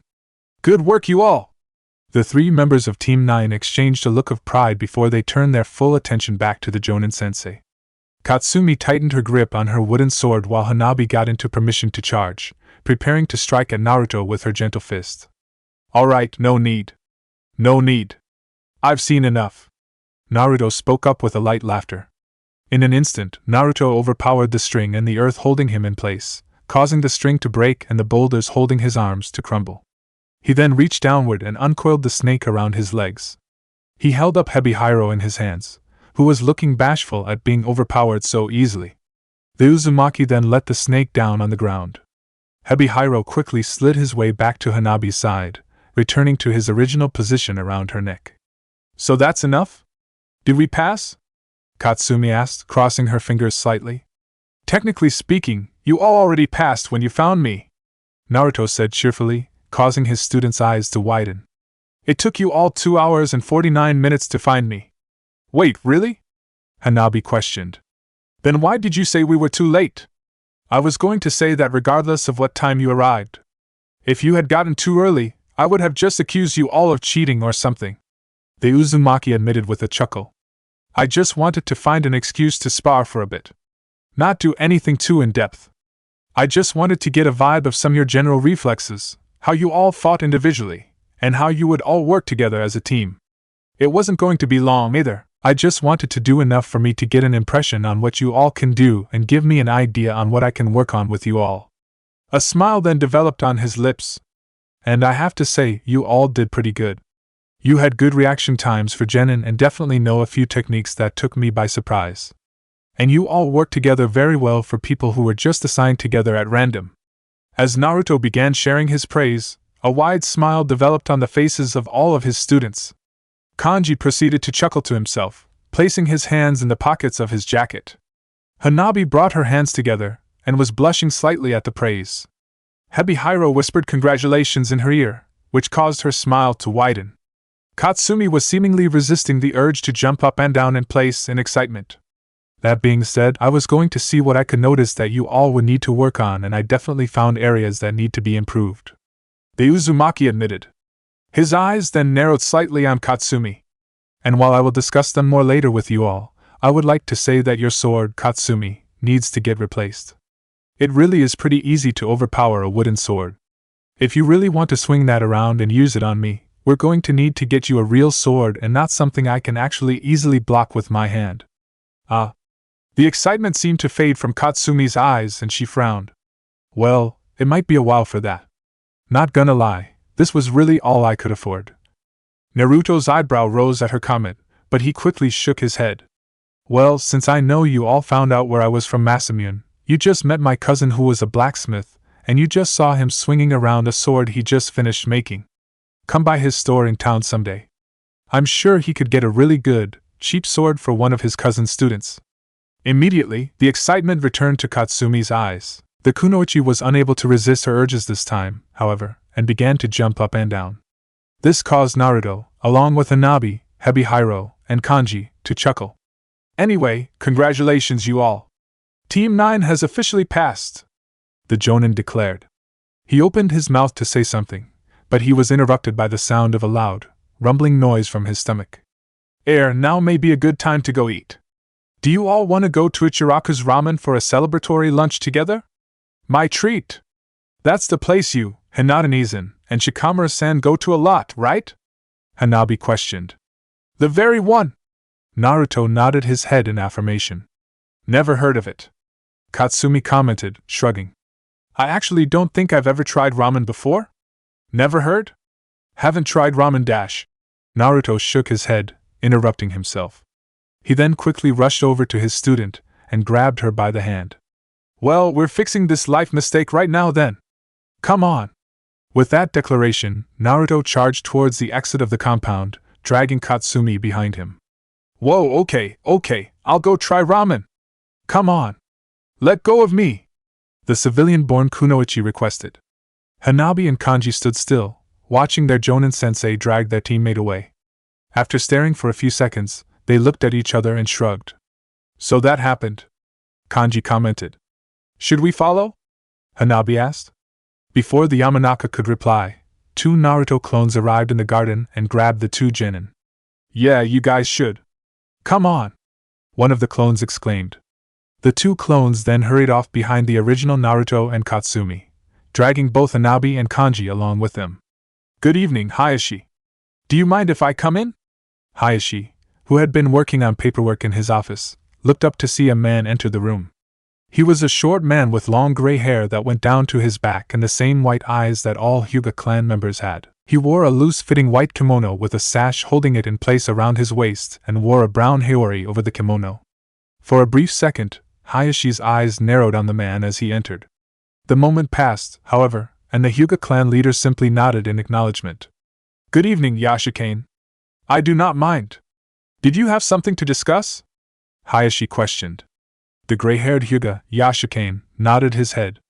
He proceeded to take a seat in the chair in front of Hayashi's desk. I heard that Hanabi has passed her true graduation test today. She is officially a genin, he commented. Yes, she is, Hayashi said, a small smile developing on his lips. He recalled Hanabi arriving back at the clan compound after having a celebratory meal with the rest of her team. It had been the most excited she had been in years. Hayashi felt a rush of pride for his youngest daughter, for graduating 2 years early and for being Rookie of the Year. Hinata and I need to work on her celebratory feast soon, he realized. Hanabi has done quite well, Hayashi. You should be very proud of her. You raised your daughter well. Yashikane spoke, interrupting the clan head's thoughts. With that in mind, I think it is time that she finally be marked. She is now a shinobi and will be going on missions for the clan. We don't want anything to happen to her and her eyes, after all. Hayashi's eyes narrowed instantly. I'm afraid I cannot make that decision. I have not decided whether or not she or Hinata will be the clan head after dash. Hayashi, do not lie to me. Yashikane interrupted, his eyes narrowing as well. I accepted that argument years ago, when Hinata did not display any signs of skill fitting for the clan head. However, at this point, her reputation is amongst the highest jonin in the village, and she is regarded as one of the best shinobi of her generation. She has more than earned her spot as clan head, and you know it. It is known that Hinata is this clan's heiress. A scowl then developed on the man's face. You are simply stalling this because you wish to prevent Hanabi from getting marked with the seal. I stand by my statement, Hayashi declared, shaking his head in response. While Hinata has indeed grown as a shinobi, Hanabi, I believe, is a more traditional Hyuga and could potentially be more of a leader fitting for the Hyuga clan. I am still uncertain whether Hinata's personality would make her a fitting leader. Hayashi, I repeat myself, stop lying. Yashikane said. All you are doing is stalling one of your daughters from getting marked. I never had this much trouble when I had to mark either you or Hizashi. I didn't allow it to trouble me. I simply marked the younger and moved on from there. You also allowed and encouraged Hizashi to die in my place without a second thought or care. The Hyuga clan head noted with a scowl of his own. Do not hold that against me. It was for the best of the clan. I knew it, as did Hizashi knew it. The gray-haired Hyuga stated sharply. All of the elders know that, and all of the Hyuga clan heads should know that. The clan comes before all else, even before children. For a brief moment, Hayashi said nothing and closed his eyes. He opened his eyes after a minute and proceeded to shake his head. I need more time. As the Hyuga clan head, I have the authority to choose my successor carefully. You will not fight this, Yashikane, he stated bluntly. Yashikane proceeded to shake his head. He then stood up from his chair and walked towards the door. Very well. I'll wait. However, whether you have the authority or not, you cannot ignore our clan's traditions forever. One of those girls will have to be marked and placed in the branch family. Yashikane stated. If you can't make that decision and are willing to endanger our clan by placing more and more shinobi out in the world that could potentially have their Byakugan stolen, then you may not be fit to lead our clan after all. Hayashi shook his head.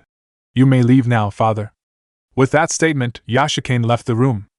With the man no longer present, Hayashi brought his hands to his face and shook his head in frustration. Masakato-san, we need to start experimenting with those seals of yours. The Hyuga clan head realized. Niji, Hinata, it is time. We are going to have to show the clan what you two are capable of.